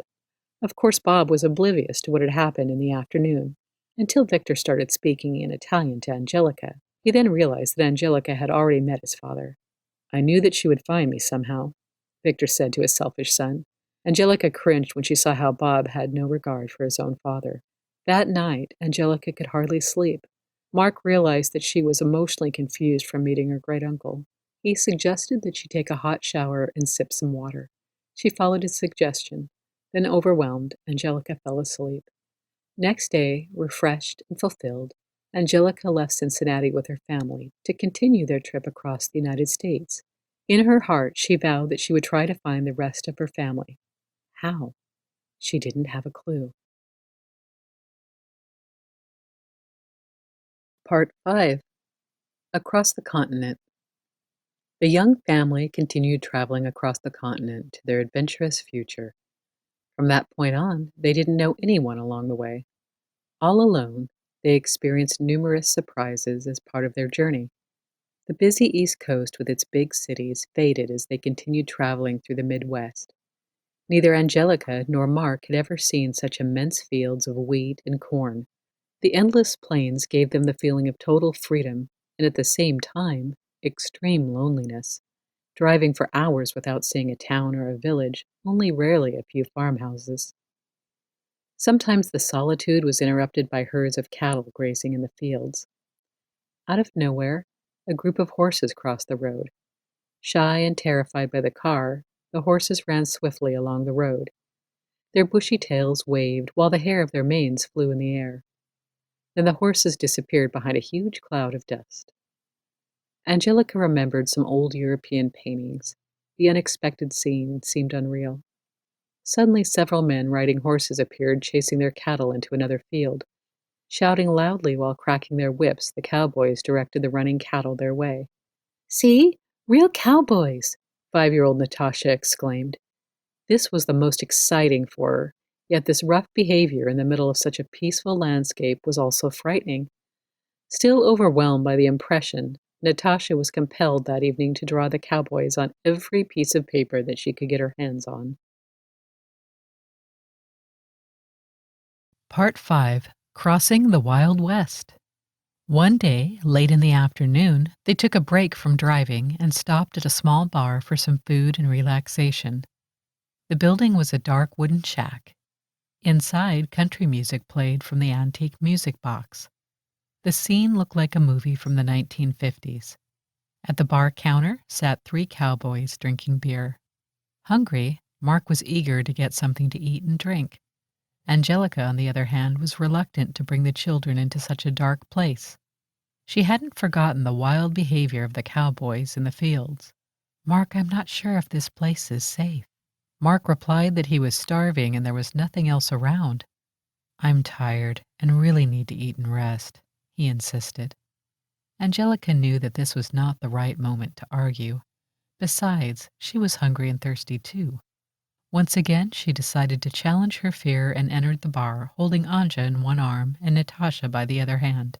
The polite lady behind the counter served Angelica's family a fresh homemade soup. She was surprised to have strangers from across the ocean as her guests. One of the cowboys at the bar came to investigate where these strangers came from. He had no idea where Europe was. The cowboys barely knew where New York was and thought of it as a large city with bad influences. Soon, the other 2 cowboys joined them at the table and talked about their daily life, cattle, and problems with wolves eating their sheep at night or horses being stolen by an envious neighbor. Eventually, Angelica was convinced that these tough men were rather kind-hearted.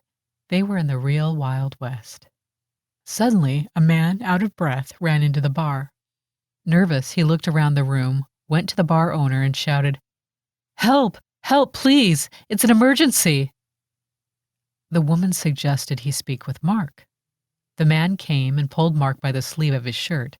Taken by surprise, Mark found himself following the frightened man outside. "We have to hurry. Come with me, please. It's extremely urgent." Concerned, Angelica asked the bar owner what was happening. The woman explained the man's wife had been in labor for more than 2 days and the baby still hadn't come yet. Since Mark is a doctor, he could be of help. "Oh no, he's not a medical doctor. He can't even stand the sight of blood. It will make him faint," Angelica exclaimed. "You better follow your husband right now. I will take care of your kids," the friendly lady behind the counter offered. The children had fallen asleep on the bench. Mark and the man had already reached the small wooden cabin where the man lived. There was screaming coming from the cabin. A nervous lady in an apron spotted with blood came to the front door and exclaimed, "She made it! The baby is a boy!" As Angelica approached, she could see the proud father beaming as he kissed Mark and told him how happy he felt. His wife might have died had he not, miraculously, found a doctor to help out. Mark, out of breath and pale, clearly had no idea what the man was talking about and sat down on a bench. The new father leaned on the porch rail and gasped that his heart was beating so wildly that he had nearly collapsed. Immense joy overcame all the fears he had been harboring for the past 2 days. The man guided Angelica into his cabin, where 2 women were washing the baby while the exhausted mother slept. Everything had turned out well. Baby and mother were safe. Outside again, Angelica explained, "Mark, he thought you were a medical doctor because you came by car and not by horse. He needed help because his wife was having a hard time giving birth. Let's go back to the bar." Mark followed Angelica like a somnambulist. The new father, in all his excitement, returned to the bar with them. Everyone at the bar was excited by the good news. Free beer was served. Since it was the only place in the area where people met, the neighbors congregated there to celebrate the new baby's arrival. Already part of this event, Angelica and Mark were treated like locals. The woman who owned the bar prepared a special meal for all of her guests. Angelica and her family were invited to stay overnight and given one of the 2 guest rooms adjacent to the bar. Contrary to Angelica's fears, it turned out to be a pleasant and eventful stop. Like her Greek adventure years before, Angelica learned from this not to be reluctant to encounter new situations and to find the best in people. Throughout the evening, Mark remained the medical doctor to the cowboys. Angelica surmised that it was not necessary to be a medical doctor to help. Sometimes it was enough to listen to other people's problems. A sincere presence might be a good medication. A few days later, they arrived at the foot of the Rocky Mountains. This area reminded them of their own country, especially the mountain peaks, high lakes, and green meadows with grazing cows. The wilderness seemed familiar as elk and deer moved slowly to the river for a refreshing drink in the evening. Angelica and Mark enjoyed the clear air, blue sky, and some clouds sweeping by, as well as the river gushing amid numerous beaver dams. Walking along the river, they encountered an older couple watching a beaver at work. Natasha spoke to them first, and when Angelica piped in, the couple realized by her accent that she must be from Europe. "Where are you from?" Do you happen to speak French or Italian? Yes, Angelica answered. We speak both languages. This is funny. My wife is second generation French, and I am descended from Italian immigrant farmers. We have always lived here and haven't had the opportunity to travel abroad, the older man commented. My mother spoke French with me until I was 5 years old, his wife continued. She told me about the beautiful French coast and their wonderful cuisine. Have you ever been there? Can you describe it to us? Angelica nodded. The conversation went on for about an hour, after which the couple asked about Angelica and Mark's travel plans. When they realized their guests were immigrants, the older couple invited them to spend the night in their guest room. You certainly need a good rest, and we would love to know more about the home of our ancestors. Can you cook some French dishes? The older lady wondered. Once again, Angelica told them that she was able to cook both traditional Italian and French cuisine. The older man insisted that their invitation be accepted. For several days, Angelica's family were the couple's guests, to compensate for their kind hospitality. Angelica cooked Italian and French food, which their host truly enjoyed. They were so gracious that Angelica and Mark were overwhelmed by their kindness. Overall, Angelica and Mark had been treated well throughout their journey. It seemed the people here still remembered how hard it had been in earlier times for immigrants who crossed the ocean to start a new life. Locals were happy simply to share what they had with the travelers in exchange for some stories about areas their guests had passed by. Part 5. Confrontation with an Indian Chief. Now Angelica and Mark turned south to the most impressive sights on their trip: the national parks, the Grand Canyon Indian reservations, and the Painted Desert. One evening, they stopped at a trading post on an Indian reservation in the desert. The owner and his wife had some simple rooms to rent. The trader called his wife to welcome Angelica and the baby. Since they had no children of their own, the trader's wife was thrilled to hold the baby with the light blue eyes and white blonde hair. She invited Angelica, Mark, and the children to join them for dinner. The baby was hers for the rest of the day. Next morning, they toured the trading post where Indians came to buy rice and bread and sometimes traded their jewelry for food. Mark saw a beautiful bracelet with turquoise stones. It was old and cast from silver coins. Thinking of buying it for Angelica, Mark asked the trader if it was for sale. The trader explained that he could only sell this jewelry if the owner or the chief of the tribe agreed. By pure chance, the chief happened to show up moments later to buy some rice. The trader told him that Mark wanted to buy the bracelet.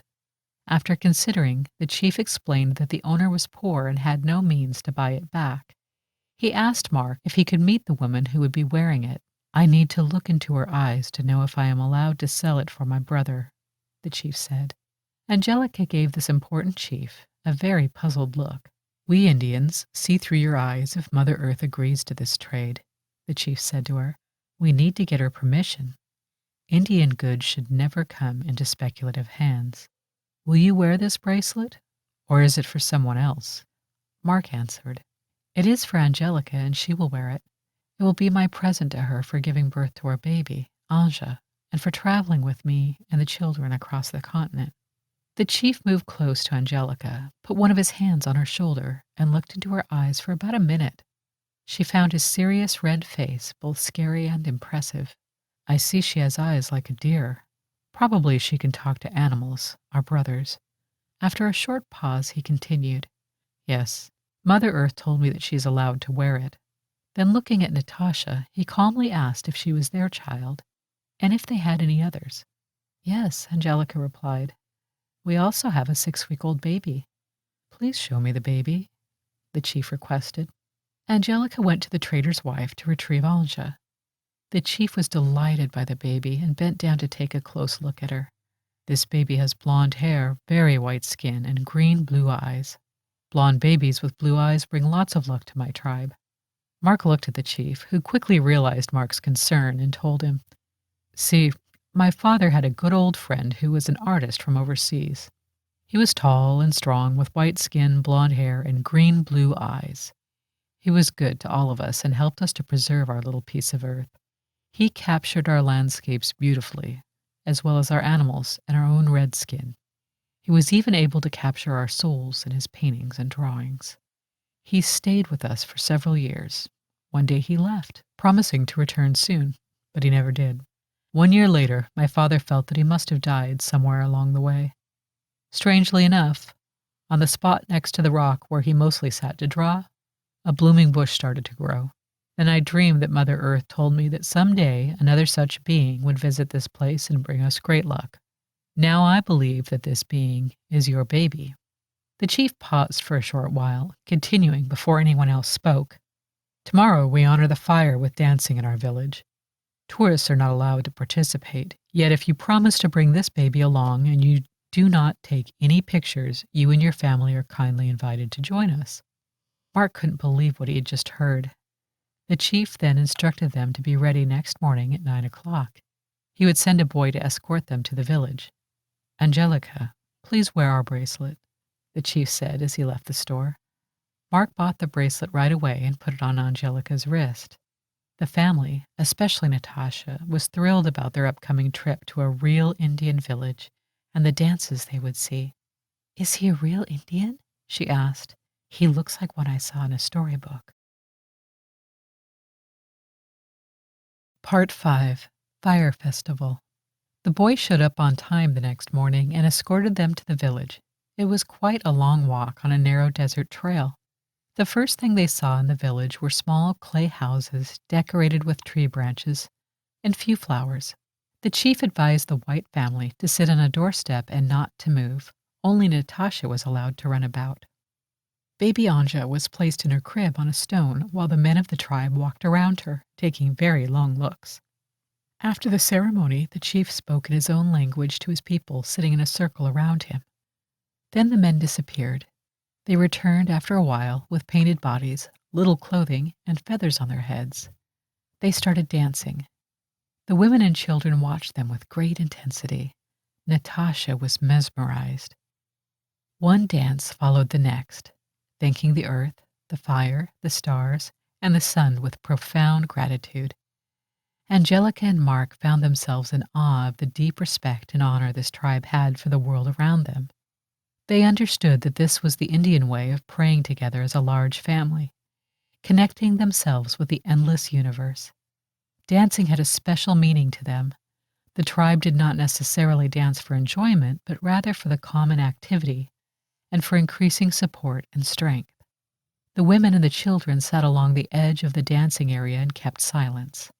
The trip continued to the Petrified Forest, Santa Fe, and the Grand Canyon, the truly great world wonders unique to America. Angelica and Mark drove on back roads to experience the remote areas as well as engage the local people. As a result, they enjoyed many special events.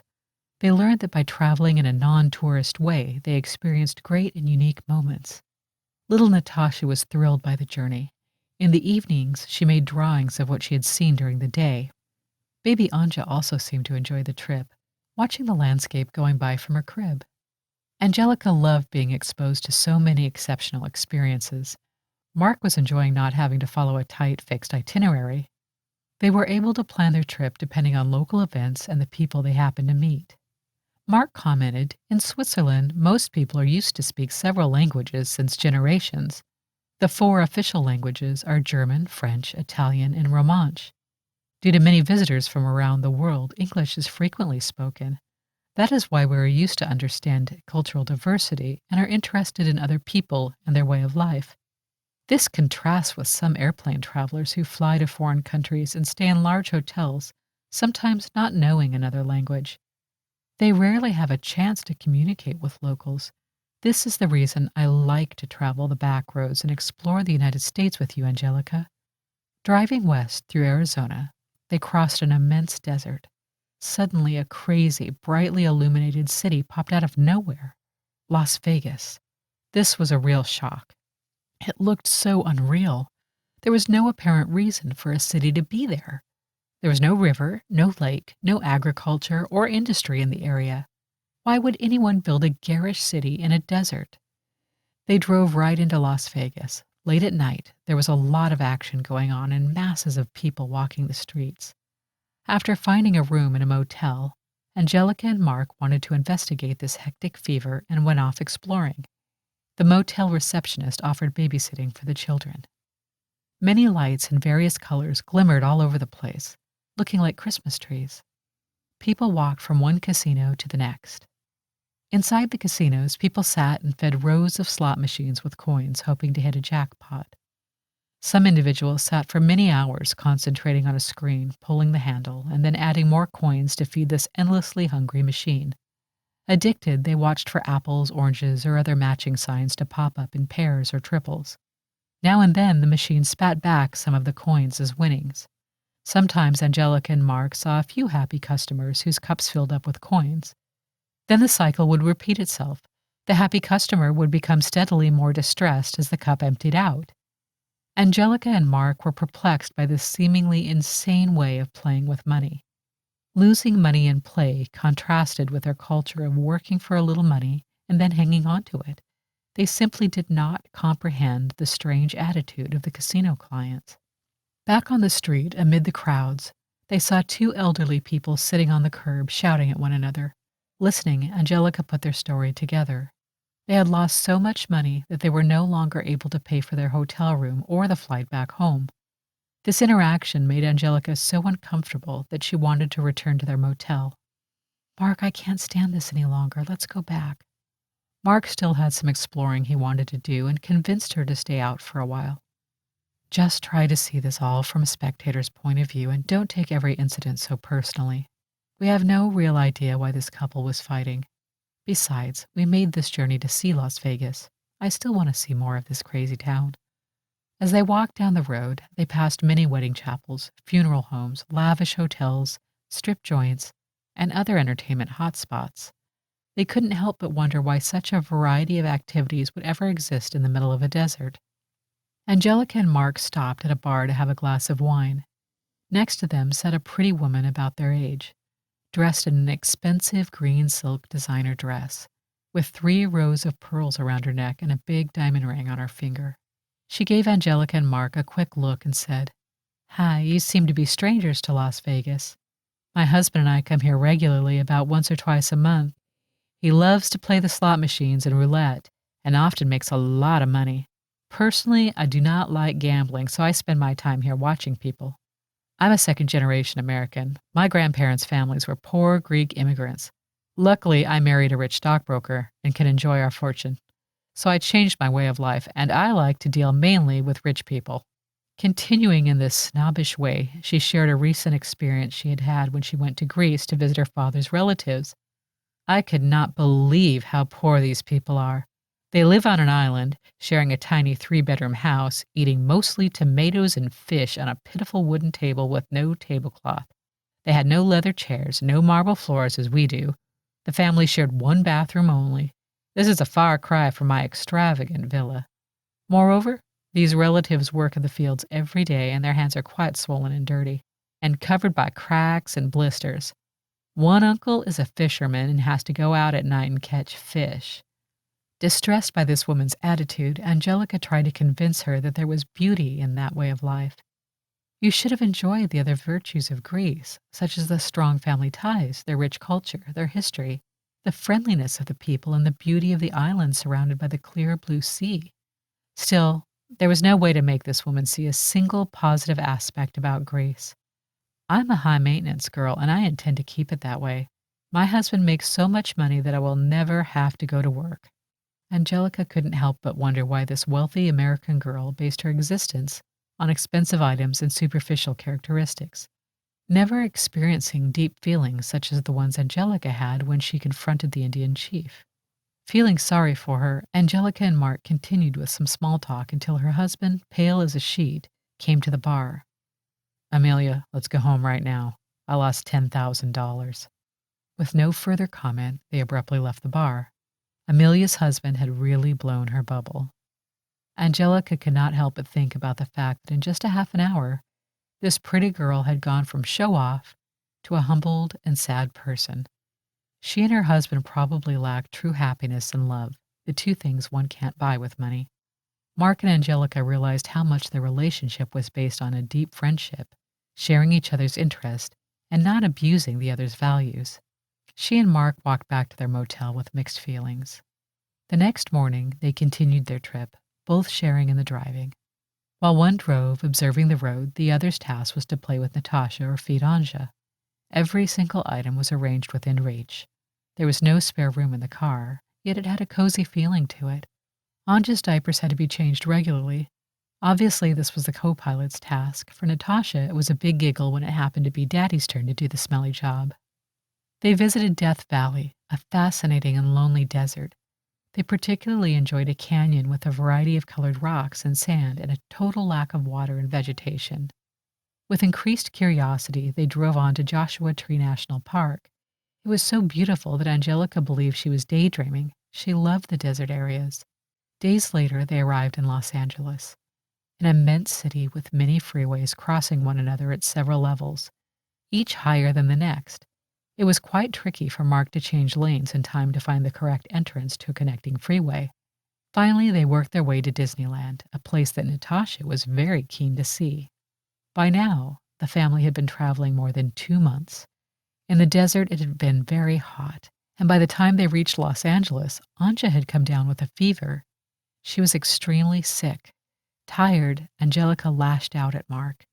The trip was a crazy idea. We should have listened to our relatives' advice. They told us that it was dangerous to travel with such a small baby. Equally concerned, Mark intended to see a doctor right away. First, they needed to find a motel. The receptionist would probably know where to find a doctor. Frustrated, her nerves on edge, Angelica continued to rant.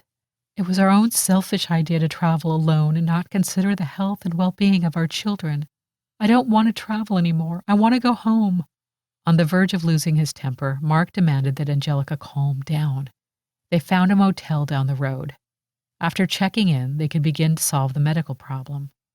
The motel owner showed them their room and confirmed that she would call a doctor immediately. While waiting for the doctor, Natasha was soundly sleeping in her bed at the motel. They quietly nursed the baby, wiping off her feverish forehead with cool water and dripping tea into her dry mouth. 2 hours passed. At 7 o'clock, the doctor still hadn't arrived. Los Angeles was experiencing a heat wave, and Angelica suggested they drive toward the ocean, where the breeze might cool down the air. Mark didn't like the heat in Los Angeles either and readily agreed.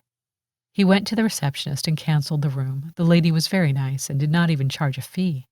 Then he carried the sleeping Natasha back to the car, and with the sick baby in Angelica's arms, they drove off. Fortunately, Anja felt much better as soon as the fresh Pacific breeze cooled the atmosphere down. Angelica was relieved to see that Anja was recovering. However, she felt terrible about the argument she'd had with Mark. They found a small motel near the sea, north of Santa Barbara, where they decided to relax for a few days. After the long journey cross-country, coupled with their anxiety over Anja, they needed some time to relax and diffuse their feelings. The fine sea breeze was blowing, and the sound of the waves helped Angelica to calm down. Next day, Mark and Angelica sat on a rock overlooking the vast ocean. The sea was constantly moving. Wave after wave rolled slowly from the horizon toward the shore, growing into large surf nearing the beach before breaking into smooth white skim that looked like whipped cream. It was a gray day following a rainstorm. Then the wind changed direction and slowly the sky cleared up. The dark clouds disappeared over the horizon. Angelica laid her head down on Mark's shoulder and was overwhelmed by the sea's continuous rolling noise and salty smell. Once afraid of the sea, she was now enchanted by the majesty and the colorful variations. She watched the horizon become an almost black line as the sea turned dull gray while the sun was hidden behind some fluffy clouds. Then the waves grew again, and their movement became more aggressive, making loud sounds that truly showed the power of the water. Angelica looked at her children and Mark with a sense of joy. Then for just a second, she began to feel the same strange shivering she had felt when she was a child seeing the endless ocean for the first time.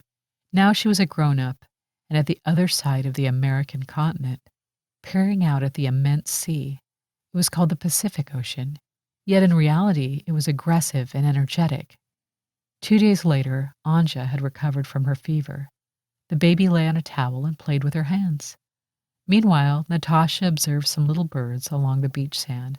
They ran away from the incoming waves and then returned to run after the outgoing waves, picking up small crabs that were washed up by the tumultuous water.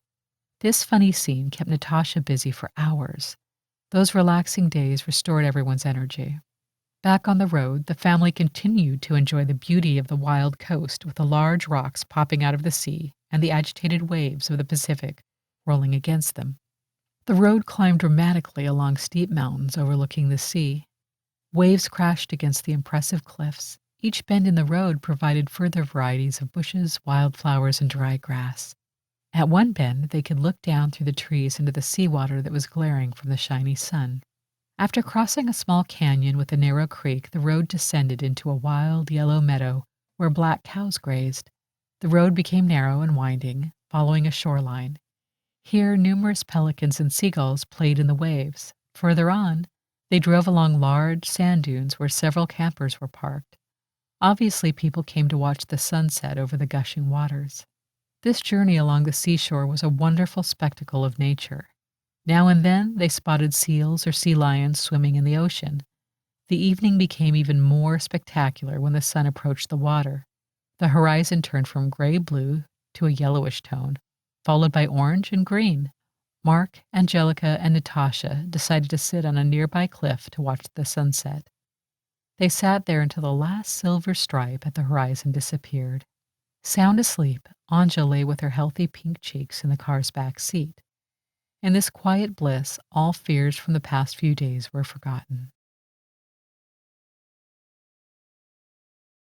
Part 6. The New Future. Arriving in the San Francisco Bay Area, Mark had to find a job. He seemed optimistic and looked forward to it. Their savings were almost gone. It was time to start their new future here. Mark appeared convinced he would find a job soon. Or was he just pretending to be optimistic? Sometimes Angelica questioned if their move would work out well. Whenever such negative thoughts came to her mind, she waved them off by thinking about all the beautiful and positive experiences this trip had brought them so far. She decided to reject all negative thinking and to look positively to the future, as she had been told by the old sea captain Angelus. Why have any doubts? She was wearing her grandfather's golden jewel around her neck, and it was supposed to bring luck. Sometimes her thought went back to Uncle Victor's words about the family rift. There had to be a way to get information about the relatives who had moved out west. Once Angelica and her family were settled, she planned to find out more. Before leaving Europe, Angelica had divided their savings among 3 envelopes. One was for their travel expenses, the second for gasoline, and third for emergencies, such as medical assistance and a future rent. Mark had forgotten the existence of the third envelope, since the first envelope was down to $20 and the second had only money enough for one more car fuel up. It was time for Mark to find a job, and quickly. Mark never admitted to Angelica his concern regarding his professional future. He knew that Angelica was positive and confident that he would find a job soon. After several interviews with engineering companies in San Francisco, Mark scheduled to meet a senior partner with a leading firm in Oakland. Since the car was their home, the entire family joined Mark on the drive to Oakland. While Mark went into the building, Angelica waited in the car with the children, reading a story to Natasha. Suddenly, a police car with flashing lights drove around the corner and stopped in front of the building. Several policemen rushed through the same door Mark had entered just moments before. Mark was shocked to find the entire place in turmoil. People were running about, screaming, waiting for the police to arrive. Nobody had the time or frame of mind to greet Mark. The receptionist had just been shot by a crazy man. It was a terrible, random incident of violence. Because of this, no one was thinking about Mark's appointment. Shocked by what he experienced, Mark walked unassumingly out of the building and drove his family back to the other side of the bay. For the first few miles, neither Mark nor Angelica were able to speak. The shock was still present from what they just witnessed. After a while, Angelica broke the silence. Mark, are you sure you want to stay here after this incident? Maybe we are really too optimistic and are exposing the children to danger. Mark was worried too, but answered quietly. There's no sense in panicking. I think this was just an extreme incident. We must try to forget it. Remember, during our whole trip, we never had any bad experiences. Maybe this was a lesson to be aware of our responsibilities towards our kids. I agree. We have to look for the positive. You're right, Angelica. I really want to work in this country to get more experience. This was our mutual dream, and we shouldn't give up now. Mark remembered that his brother had given him an address of Swiss friends, Dave and Mary, who had moved a long time ago to California. After calling Dave, he invited Mark and his family for dinner that same evening. It was around 4:30 when they pulled into a gas station. After Mark finished fueling, he walked to the counter to pay for the gasoline and buy a map of the local area to help him find the way to Dave's house. Angelica waited in the car with their daughters. As Mark watched through the gas station window, he noticed a well-dressed businessman walking by the car with a folder under his arm. The man looked at Angelica and then walked away. Then he turned around and looked again at their car. Having been through that incident at the Oakland Engineering Company just a few hours before, Mark grew nervous. The man peeked once again at their car and waited for Mark to return from the counter. He walked straight up to Mark, looked into his face, and asked him, "Do you have a brother named Dennis?" Mark was quite puzzled, not knowing the stranger. "Yes, my brother's name is Dennis. How do you know?"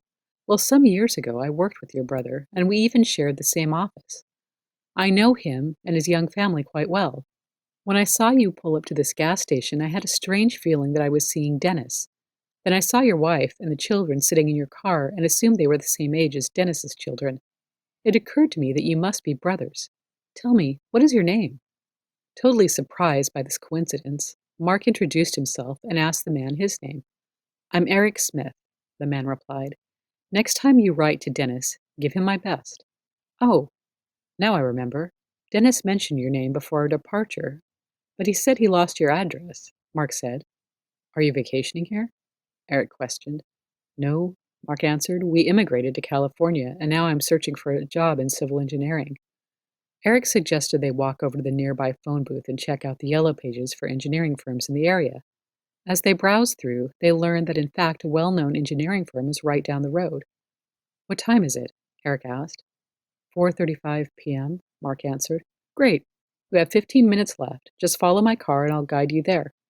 There's no time to lose. By the way, do you have a tie? If so, put it on." After the morning's interrupted interview, Mark's tie was still ready to be put back on. Eric guided them to the engineering firm. Once again, Angelica played with her daughters in the car while Mark went to see the engineering company. A friendly receptionist greeted Mark. She immediately realized that he was a European. Having emigrated 15 years earlier from England, she was very sympathetic. "I will help you to see my boss right away. We have a tremendous amount of work, and he's always looking for good engineers." Mark followed her upstairs, where she introduced him to her boss.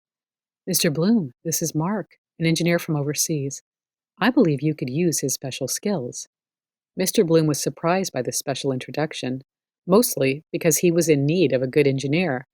After a serious interview, he asked if Mark could start working the following day, a Friday. Not having a place to live yet, Mark negotiated to start on Monday so he and his family could take advantage of the weekend to get settled somewhere, somehow. 45 minutes later, Mark returned to the car with a big smile on his face and told Angelica the good news. Relieved, they drove on to Dave and Mary's house. By now, Dave and Mary were worried because Angelica and Mark were 1 hour late. When Mark explained why he was late, they started laughing. "How extraordinary that you ran into your brother's friend Eric at the gas station, and then got a job immediately. Now you need to find a house for rent," Dave said. Mary was hoping they'd be able to settle in their area and mentioned a house down the road that was for rent. She had written down the owner's phone number. "Let me go and find it." "You should call immediately. It's a good area," Mary said. Mark called Mr. Cove, the owner, who told Mark that he was about to take off for Paris. He suggested that Mark stop by in 2 weeks after his return. Mark felt he was being pushed off too quickly, and living another 2 weeks in their small car seemed too long. So he offered Mr. Cove some traveling advice. "In December, you need a warm coat in Paris." Before Mark could continue, Mr. Cove asked if he was European. When Mark told him yes, he asked Mark to stop by the house in 10 minutes. "I like European tenants, because they take care of the house." He hung up the phone before Mark could reply. Dave and Mary accompanied Mark and his family to see the house. At the end of a quiet side road was located the simple 3-bedroom wooden structure, painted pink with white beams and window frames, situated under a huge oak tree. The tree's shadow would certainly be appreciated on hot summer days. The backyard was a large triangle with grass, wild bushes, and a huge blooming mimosa tree. There was room for the children to play. Some pruning would permit them to enjoy the garden even more. Just in front of the kitchen window, a large lemon tree grew with many yellow fruit, ready for picking. The rent was low, but the house was not clean and the walls had to be repainted. Angelica liked the house. The deal Mr. Cove offered was perfect, and they settled within an hour. Finally, back at Dave's house, the belated dinner started. All were happy that the job and housing problems were solved fast and well. "This is California," Mary explained. "Once decisions are made, things move quickly. That is another reason we like it here and never moved back to Europe. Every action is easy." Part 6. The New Home. On Friday morning, Mark, Angelica, and the girls went to clean the rented house. The baby was in her travel crib in the garden. Natasha played next to her. Mark started to paint the living room walls. Mr. Cove had left a big can of paint and brushes before he left for Paris. His nephew came to open the garage door, since the last tenants had lost the key. Seeing the inside of the garage, Angelica almost fainted. It was full of dirt, garbage, piles of papers, children's diapers, unwashed underwear, uneaten food, and 2 rats running about. A real mess. Neither Angelica nor the nephew had ever seen such a sight before. With shovels, they loaded the garbage into his truck. It was a difficult and seemingly endless job until the garage floor became visible. The more Angelica cleaned, the more new dirt she found. She was about ready to quit and run away. She felt terrible and worn out, and tears rolled down her cheeks.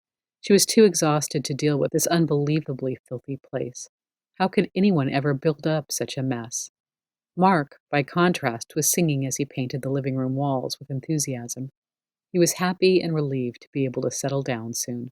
By Saturday afternoon, Mark and Angelica had cleaned the house up and made it livable.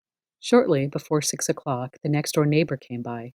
He was a tall man in his 50s and introduced himself as Charlie. Charlie asked Mark where they were from, since he had seen the European license plates on the car. "For several years, I was a teacher at an army base in Germany," Charlie then told Mark.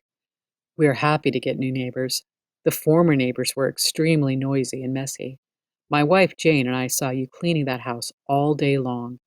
Jane cooked dinner for you and your children. Please, come over in half an hour. You must be hungry." Overwhelmed by his kindness and a bit embarrassed, Mark and Angelica accepted his very thoughtful invitation. They were famished after all their hard work. A half an hour later, they walked over to Charlie's house with the girls. It was exactly the same type of house as theirs, only in much better condition. Lots of flowers were blooming in the garden. Charlie was waiting at the front door. Inside, it became obvious that a special meal had been prepared. The dining room table was set with yellow placemats, nice china, and silverware. Since their departure from Chris and Nicole's house on the East Coast, Mark and Angelica had not seen such an inviting table. Anja rested in her cradle, which Angelica placed on the sofa. Jane admired the baby and then grabbed Natasha by the hand and asked, "Who is this little smiling face? What's your name?" "Natasha," the 5-year-old replied politely. Jane turned around and welcomed Angelica and Mark. "We are so happy to have you as our neighbors. Please, feel free to stop by if you need anything. Come sit down and enjoy dinner. You really deserve it." Jane, an elegant and friendly teacher with a charming smile, treated them as old friends. Angelica finally felt better after spending all day cleaning the messy garage. Exhausted, she sat at the table and ate the tasty steaks Charlie had barbecued. After a while, Angelica noticed a famous European painting on the wall, and mesmerized, she couldn't help but stare at it. Charlie, watching her, asked her who she thought painted it. "Miro," Angelica immediately replied. Charlie said, "Correct. Surprising. How did you know? Come with me. I'll show you some more art." Charlie took her around the house to inspect more paintings. He even showed her some ancient Greek pottery. At each piece of art, he asked her who the artist was. "Tell me, how do you know all that?" "Easy," Angelica replied. "I majored in art." When they returned to the table for dessert, Charlie asked his wife, Jane, to help Angelica find a part-time babysitter, so Angelica could work in his art gallery at least 2 days a week. Now Angelica had found a job too. After dinner, Natasha fell sound asleep on the carpet in front of the fireplace. The 4 grown-ups talked until 11 o'clock, exchanging enchanting stories about Europe. Charlie mentioned that Angelica and Mark's English sounded very British and suggested they get Americanized by watching movies on television. "Do you own a television set?" Jane asked. "No," Angelica answered. "We just arrived." Jane offered them a spare television set. "Charlie and Mark can carry it over to your house right away. I was hoping to get rid of it because I need more space in our garage anyway." With that, she led Charlie and Mark to the garage. The 2 men carried the television set over to the newcomer's house. Charlie saw the totally empty rooms and was astonished. "How come your house is empty?" You have no furniture at all, just your sleeping bags on the floor. You cannot sleep on the floor. You need beds, tables, and chairs. Come with me. I know that Jane has more things in the garage that she would love to give you." Back at his house, Charlie called to his wife, who was cleaning up the dishes with Angelica. "Jane, where's the spare double bed that we never used? They need furniture. We certainly have enough to share." While Charlie and Mark moved the double bed, Jane found extra pillows, sheets, and blankets, as well as a spare mattress for Natasha. Jane also rounded up a garden table, 3 chairs, plates, kitchen utensils, and towels.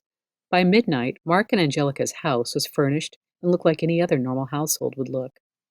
Mark carried the sleeping Natasha into her own bedroom, laid her down on the mattress, and covered her with Jane's yellow blanket. He placed Anja's cradle in a bedroom of her own. Angelica never forgot that wonderful moment when she and Mark went to sleep in a cozy bed with clean sheets after having traveled for so long. Exhausted but happy, they lay in each other's arms and woke up late in their own home on Sunday morning.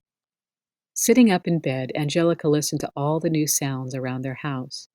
She felt so thankful for all that had happened to them within the last 24 hours. Mark woke up when a bird sitting on the big oak tree sang, "Peet, peet, peet." Shortly thereafter, they heard the neighbor's squeaking door open and Charlie walking down the driveway. Being a big tease, Charlie told the bird, "From now on, you better sing Mark, Mark instead of Pete, Pete." Mark burst out laughing. What a relief to finally feel at home and have such nice and helpful neighbors. Like a fairy tale, everything fell into place. After 3 days in the Bay Area, they were settled. Mark and Angelica both had jobs. Their house was furnished. Best of all, their new neighbors looked like they would become lifelong friends. This was their unbelievably lucky start in California. Part 6. Mark and Angelica's Jobs. The following week, Angelica began working at Charlie's art gallery. Things had settled down. Natasha was enrolled in the nearby kindergarten. Anja had a babysitter who took care of her while Angelica was away. Angelica truly enjoyed her work, especially her conversations with Charlie, exchanging her knowledge of European art for his knowledge of American art. Mark, however, was less than thrilled. His boss, Mr. Bloom, gave him a desk in a rear hallway with no window. Opposite was the office for the dispatcher, whose radio communication with the trucks created a never-ending noise. It was hard to concentrate on an elaborate design calculation. It was also strange to be in sunny California and never see the sun all day, not even through a window. Worse, his table wiggled, and his old, uncomfortable chair had pieces of ripped fabric hanging about. The bookshelf against the wall perpetually seemed on the verge of collapse. This was not what Mark had expected of work in America, the land of endless possibilities. Would he ever be able to work his way up? Not yet. His work consisted of Mickey Mouse jobs, performing calculations for small projects that were low budget and not considered true engineering tasks, such as designing the foundation for a small industrial building or a fence. Was the move from Europe really worthwhile? Did I do all that studying and earn a PhD just for this? Mark couldn't help but ponder this over and over again in his mind. Finally, he decided to confront Mr. Bloom about the fence foundation job. "Is this your real intention? In Europe, nobody ever designs a foundation just over a fence. It's too small of an issue." Amused, Mr. Bloom answered that this particular client wanted to save every penny he could. "The fence is for a large housing development, and it will run for more than 10 miles. He is a very important client to whom the company has to give special attention. Such huge developments hardly existed in Europe, so Mark did the job and tried to forget his frustration. Angelica felt Mark's unhappiness at his job, but had no idea how to help him. She tried as often as she could to encourage him that this might just be the beginning. Just work it through. "I'm sure that one day Mr. Bloom will realize that you are a reliable and good engineer." Surprised, Mark replied, "Now it's you helping me to keep up my morale. Remember the time I was singing while painting the living room and you were crying over the messy garage? You're right. I have to stick with it now and do my best." A month later, an engineer from another department stopped by and asked Mark for advice on a difficult calculation that used a new computer program. Mark had no practice in computer programming since computers had not been available in European engineering departments in the early 1960s. Mark immediately saw a potential task. This was not a Mickey Mouse job. This was a real design challenge. Encouraged, Mark accepted this challenge enthusiastically. He worked hard, even at home and over the weekends, to learn practical computer programming. Eventually, he found the solution for the other engineer's problem. His colleague was thrilled that the European engineer had found a way to calculate the job. Now, finally, Mark's job became fascinating. Natasha had a difficult start in kindergarten, as she had not mastered the English language yet. The other children didn't understand her right away. Miss Bradley, the kindergarten teacher, encouraged them to help Natasha to express herself, and she picked up the language amazingly fast. Her English improved daily, and after some weeks, she felt at ease and enjoyed being with the other kids. Part 6. First Christmas Abroad. It was only a few weeks before Christmas. Angelica and Mark found themselves in a fix. Their first paychecks would arrive shortly before Christmas. Meanwhile, the emergency money in the third envelope had all been spent. They gave some thought to calling their parents in Europe, but remembering all the lectures about their crazy idea to emigrate, Mark decided it was better not to call at all. They did not want to hear, once again, the family's arguments against leaving Europe. At Mark's workplace, each employee had the choice of a turkey or a ham for a Christmas gift. Mark and Angelica discussed which one was more tempting. Angelica came up with a practical solution. I know that we both would prefer a turkey because turkeys are rarely served at Christmas over in Europe. Turkeys are a real American tradition. However, the ham will last much longer since we can cut a larger number of thin slices. Later that week, Natasha came home from kindergarten and asked her mother if she could bake Christmas cookies like the other kids were doing with their mothers. Angelica knew that this was impossible, even though she had the sugar, flour, and other ingredients. She did not have any baking utensils, and the oven wasn't even working.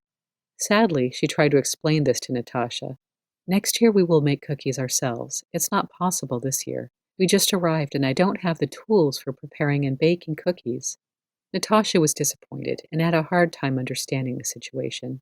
Angelica realized that this Christmas would be the first family event far from home. Natasha would miss her grandparents and every detail would be different. In Europe, Christmas was a very traditional family get-together. The Christmas tree was decorated with real wax candles, and it was kept hidden until Christmas Eve, as a surprise for everyone. Children had to wait in the hallway for the great event.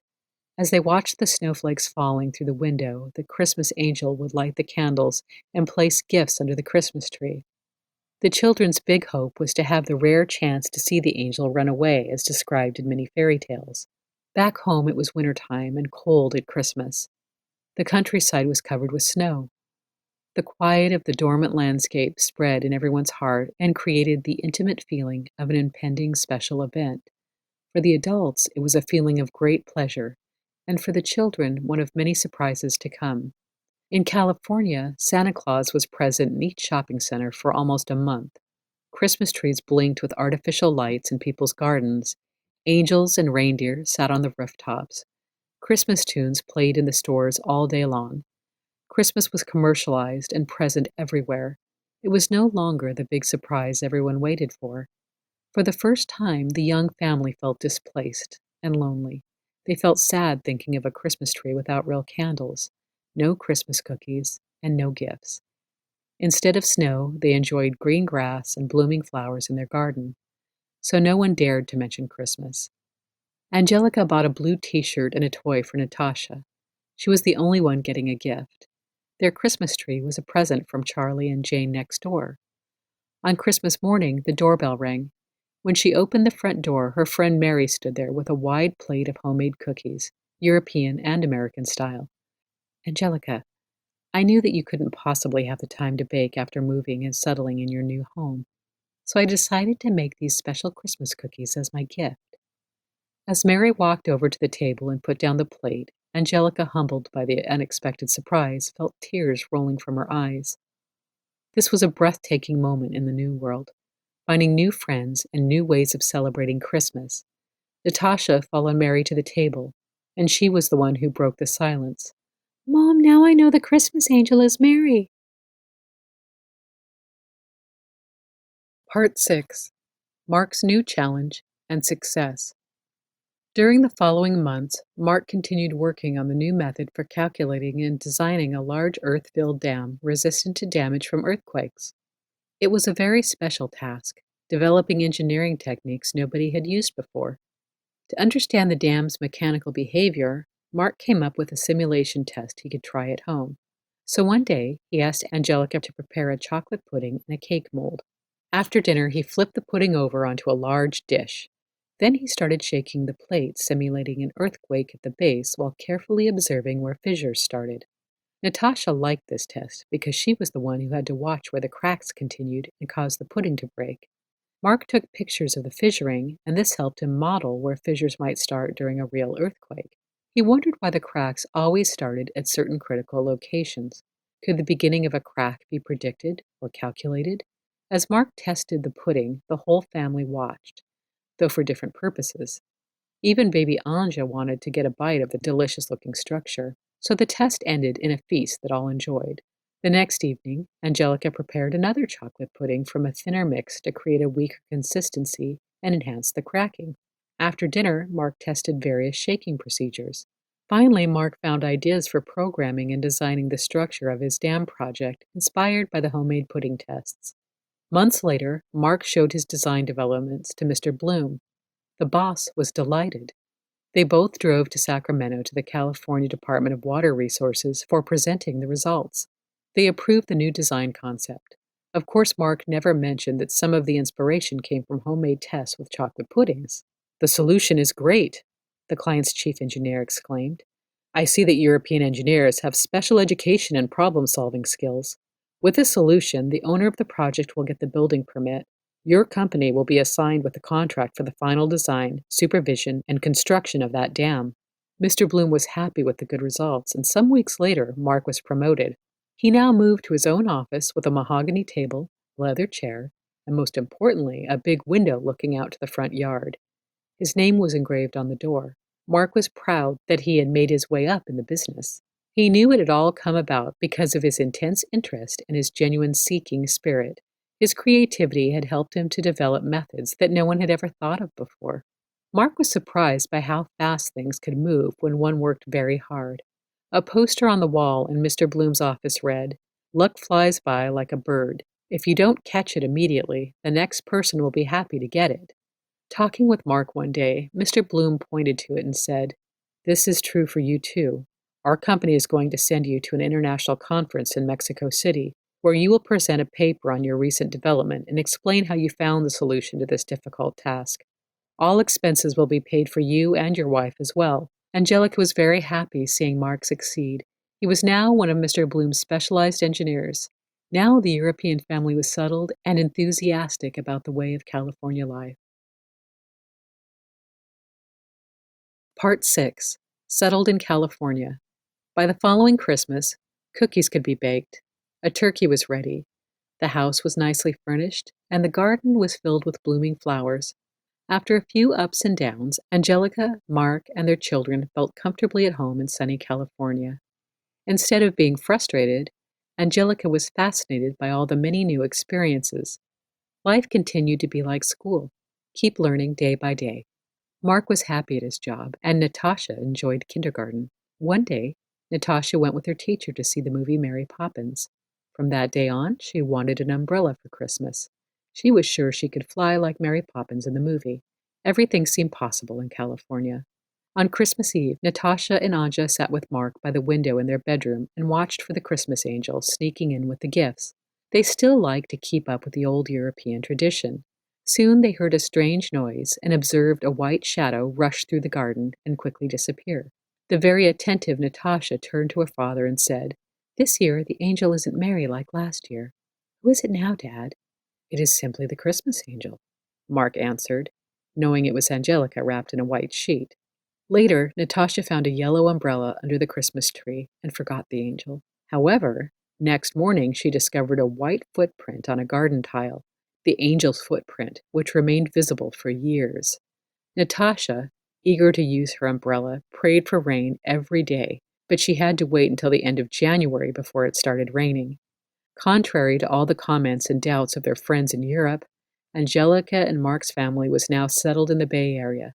They loved Palo Alto and the city of San Francisco, worked their way up, and praised the courageous decision they had made to move to sunny California.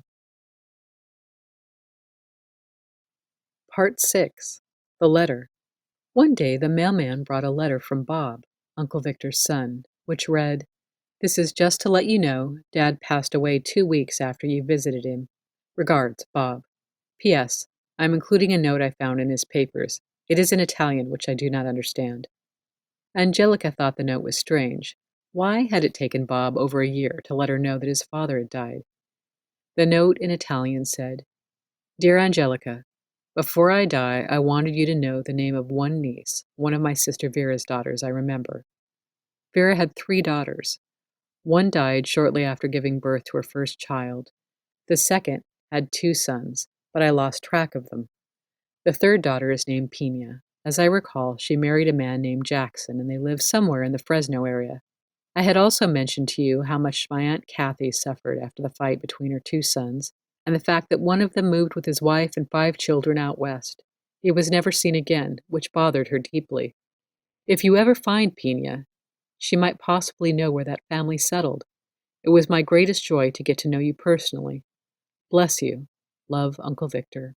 Immediately, Angelica understood that she had to search for Pina. It would not be easy. First of all, Pina's family name was not known for certain, nor the location she was living in. The Fresno area was quite large. Second, how could Angelica go about finding a person whose address dated back 50 years? The following night, Angelica had a mysterious dream. An elegant lady dressed in last century's long clothes, with a white lace collar, appeared and spoke to her. "My soul will never rest in peace since my 2 beloved sons got into a fight and one left the state of Ohio with his entire family. No one was able to trace them. That's how the family lost all contact with those remaining relatives. Angelica, around your neck you are wearing your grandfather's jewel with a golden hand. You might be the one who could find them." It took Angelica 2 days before she was able to tell Mark about that mysterious dream. She knew it was her great Aunt Kathy who had appeared in her dream. Angelica needed to do some research. In Uncle Victor's letter, it said they had moved out west, and that Pina was living in Fresno. Angelica's father and his sister Martha had passed away, so there was no one back in Europe who could help. Angelica decided to write a letter to Pina Jackson and send it in an envelope addressed to the postmaster in Fresno, asking if he knew someone by this name. Angelica anticipated that probably the postmaster would throw the letter in the wastebasket. Still, she decided to give it a try. About 10 days later, Angelica received a letter from Pina. Angelica's note had been forwarded to Pina, who now lived in the outskirts of Fresno. Ironically, the postmaster's father knew Pina personally because they had been neighbors, and so he knew where she'd moved after becoming a widow. What a coincidence! Pina, now in her 90s, was surprised by Angelica's letter and encouraged her to come and visit as soon as possible. Angelica accepted the invitation. Mark suggested that Angelica take off the following week to see her distant cousin. Pina lived in a small apartment surrounded by several family pictures carefully arranged. She clearly had good sense for interior decorating. Other photographs showed Pina as a small girl playing with Angelica's father as a boy. Pina sat in a chair, dressed in a green-blue blouse, matching her eye color. She was a loving lady with vivid eyes, a fine profile, and beautiful white hair. Nothing escaped her sight. At first she was shy and reluctant until she felt comfortable with her unknown cousin. Then she became very excited. Angelica recognized in Pina many similarities to her father. Pina knew several family stories and refreshed some of Angelica's memories. She also handed Angelica the address of her sister's sons in Los Angeles and asked Angelica to contact them soon. Within minutes, Angelica and Pina felt like they had known each other all the time. The family bonds were immediately restored. This was Angelica's first step in finding one missing branch of the family. However, Pina had no idea where the descendants of Aunt Kathy's lost son had drifted. Angelica was still eager to find them. Shortly thereafter, Bob, Uncle Victor's son, passed away, and there were no family members left in the city by the Ohio River. Several years later, Angelica and Mark were invited to an official party in Cincinnati honoring family artwork that had been created a century earlier. On that occasion, Angelica and Mark went to visit the cemetery. They easily found the family's plot with a beautiful statue of an angel overlooking the graves. She found all family gravestones, including Bob's. However, there was no gravestone for Uncle Victor. Angelica felt terrible about this and decided to check with the cemetery management to see if this was an oversight. or if Uncle Victor had been buried somewhere else. The cemetery documents showed that all family members were buried on the lot, including Uncle Victor. Bob, who so clearly had disliked his father, apparently never wanted him to have a gravestone. Angelica was distressed and decided to have one made for Victor, similar to the one on his wife's grave next to him. It is widely known that rich American siblings visiting Ireland have often funded many gravestones in their home country. Here it was reversed. The poor European immigrants bought a gravestone for their rich American great-uncle. Still, Angelica was missing the offspring of her great-aunt Kathy's lost son. Angelica wanted to find them, though it seemed an almost impossible task. One evening, while they were still in Cincinnati, Mark suggested that they go out for dinner on a steamboat. They decided to take the boat, leaving at 7 o'clock. They arrived in the nick of time, and all the seats near the windows had been taken. The only seats left were in the boat's center. Normally, Angelica never complained about such things. However, this time, Angelica asked the waiter if they could possibly have a window seat. "All the seats are taken," the waiter answered curtly. "Yes, I see. But there are 3 tables that have 6 chairs, and only 2 persons sitting in the aisle seats," Angelica insisted. "You are perfectly right, ma'am," the waiter responded. "Those people want to dance. That's why they're sitting next to the aisle. Ma'am, if you pick one of those tables, I will ask the people there if they would let you have the vacant window seats." "That would be great. Please ask the elderly couple over there," Angelica said. The waiter asked the elderly guests, who were happy to have Angelica and Mark join their table. "We just want to sit by the aisle, as we came for the dancing tonight." Angelica and Mark gladly accepted the window seats, and the steamboat departed. Dinner was served. The elderly couple introduced themselves as Alvin and Helen. Mark spotted an orchid pinned on Helen's light yellow jacket. Under the flower was the number 34. "I suppose you're celebrating your 34th anniversary?" Mark said. Alvin answered promptly, "No, no. Today is the 34th month since our wedding day, almost 3 years ago. I've decided, being older, to celebrate every moment possible. Tonight, at the last minute, I suggested that we go on a steamboat for a dance. Helen is my second wife. I lost my first wife 5 years ago. We all belong to the same dancing club. Helen and I decided to get married after I had been a widower for too long." Helen asked Angelica and Mark if they were tourists and if this was their first time in town and where they were staying. "We have been here before visiting some family. However, we live out west," Angelica answered. Alvin was far into his 80s, Helen in her late 60s. The 4 of them chatted and had an interesting conversation.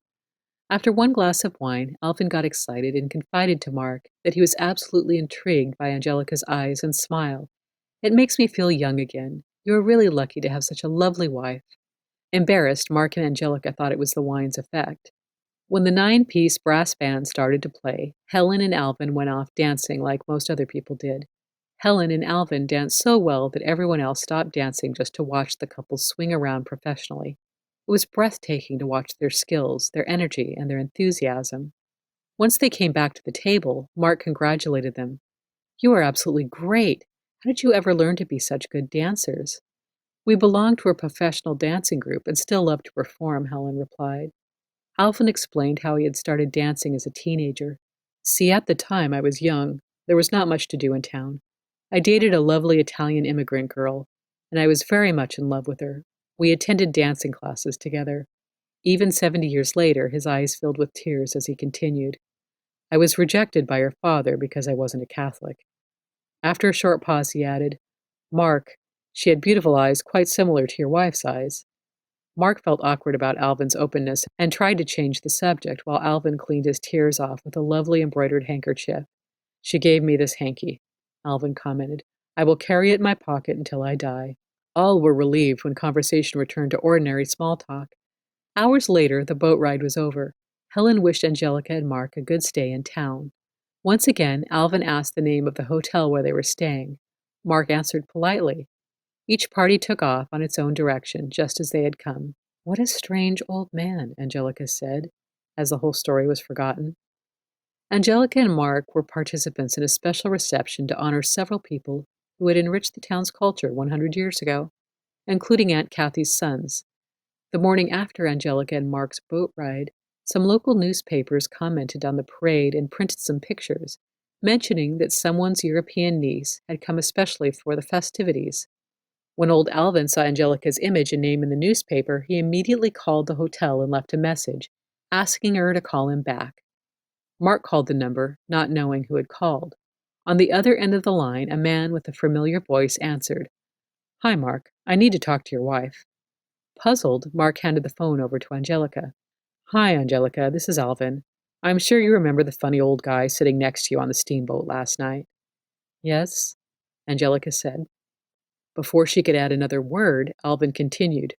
"I just want to let you know that my first love, Renetta, was the daughter of one of your great uncles who left town after a big family quarrel. After I found out your maiden name in today's newspaper, I knew why I loved your smile, your eyes. They are so similar to your cousin Renetta's." Angelica felt like jumping for joy. "Renetta? By any chance do you know her address? She might be the one who can help me find the rest of my family." Alvin, happy, replied sweetly, "She is very old and resides in a retirement home. Here's her phone number." An emotional Alvin hung up before Angelica could thank him. She reflected on how it had been a strange coincidence that Alvin and Helen had decided to board the same boat as Mark and Angelica. Now Angelica had a lead to find the offspring of the lost son. Back in California, Angelica followed the lead given by Renetta. The address of Emmy, the wife of one of her deceased brothers. Later, one of Pina's nephews in Los Angeles, Tony, decided to organize a family reunion. Angelica and Mark chose to take their time and drive along the coast all the way from San Francisco to Los Angeles for the reunion. Mark was proud of Angelica's determination to pursue her family research. Part 6. Coda. Driving with Mark on that summer day in 1979, Angelica was anxious to attend the mysterious family reunion at which most of the participants were old and did not know each other at all. What would the newly found cousins look like? What kind of attitudes would they have? Angelica was excited to get to know them after her lifelong search for her lost family members. "Mark, do you think my wish to reunite the family could end in a big disappointment?" Angelica asked. Mark tried to calm her. "Since you started searching for Aunt Kathy's lost son's descendants, this is exactly the moment you've waited for, to finally meet them. Do not question it now. I'm sure it will be a great reunion." Tony had suggested meeting them near a shopping center. He would escort them to his house. He did not want them to get lost driving the busy streets of Los Angeles. He said he would carry the Los Angeles Times, and Angelica should carry the San Francisco Chronicle for fast recognition. However, shortly before they arrived, Angelica said, "I will not carry a newspaper in my hand.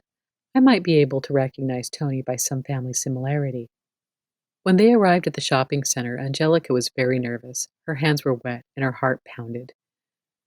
What could she expect from this encounter?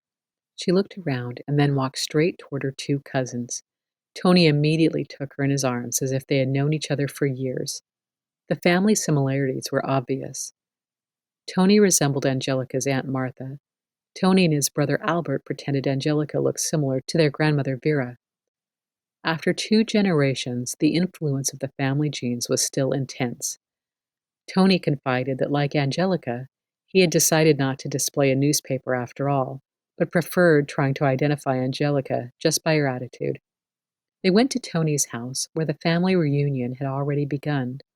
Some descendants of Aunt Kathy's lost son were present and peeking through the window to see what the European cousins looked like. The spacious house was situated near an artificial lake. Entering the house, the first thing Angelica saw was the same family picture hanging near the fireplace that Uncle Victor had shown her. Her father had also kept a copy in his photo album. All welcomed Angelica and Mark warmly. Everybody felt very familiar, as if no time had passed and no family rift had ever occurred. There were many similarities to be compared. One cousin had the same hands as Angelica's father, while the gestures and appearance of another cousin resembled those of Uncle Victor. It was obvious they all belonged to the same family. The descendants of Aunt Kathy's lost son seemed totally at ease with everyone. Most did not know each other at all, even though some had lived their whole life in the same town.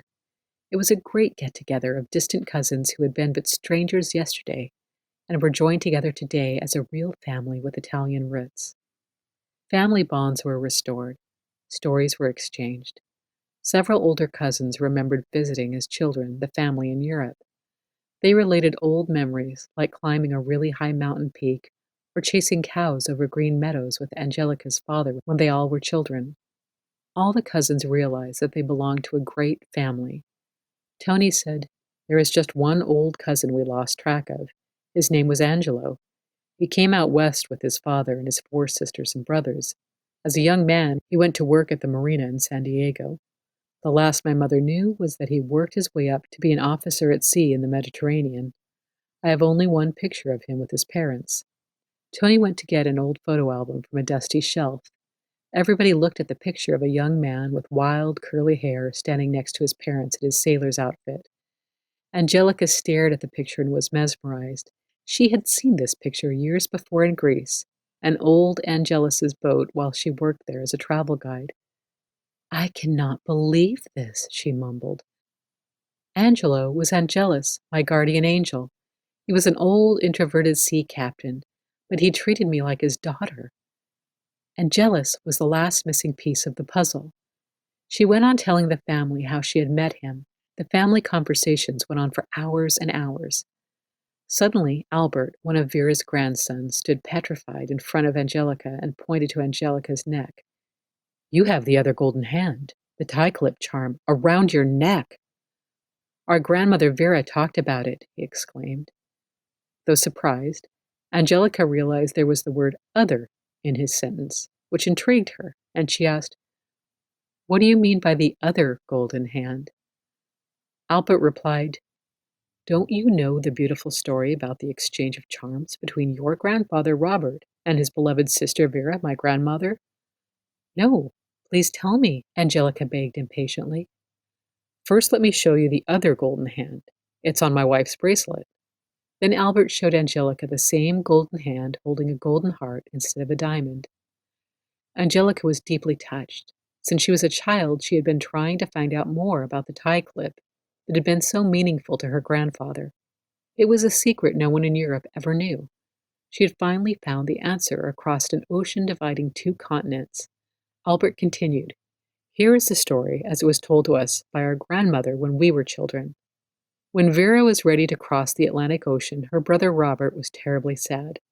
The day before her departure, Vera decided to give him an amulet that would always protect him. She gave him the golden tie clip with these words: 'Whatever happens to you, Robert, this hand will bring you luck and maybe one day a lovely young spouse. In any strange situation, question your diamond and imagine that I'm there to advise you.'" Her brother was deeply touched. He pulled from his pocket a small present and handed it to Vera. It was a box wrapped in light blue paper with white roses. He said, "See, Vera, I brought you an amulet too, not knowing you had one ready for me." Vera opened the tiny box. It held a charm for Vera's necklace, the same golden hand, this one holding a golden heart. Robert added, "This is my contribution to you for good luck on that far unknown continent. It should help to keep our family bond strong." Both of them were stupefied by the coincidence of them giving each other almost the same amulet, and they kissed each other goodbye in tears. Albert, close to tears, took Angelica in his arms, and they wept over their grandparents' touching story. Angelica now understood the purpose of her journey across the ocean. It was to solve the mystic secret of the golden tie clip, the story that had intrigued her since she was a child. 3 months after Angelica and Mark had returned home from their get-together in Los Angeles, they found an envelope in the mail. It had been sent from an unknown antique store in Uncle Victor's town near the Ohio River. There was no return address or letter. Inside was a notebook of poems by Aunt Kathy in her original handwriting. The ink had faded and the booklet was torn at the corners. Aunt Kathy was finally resting in peace.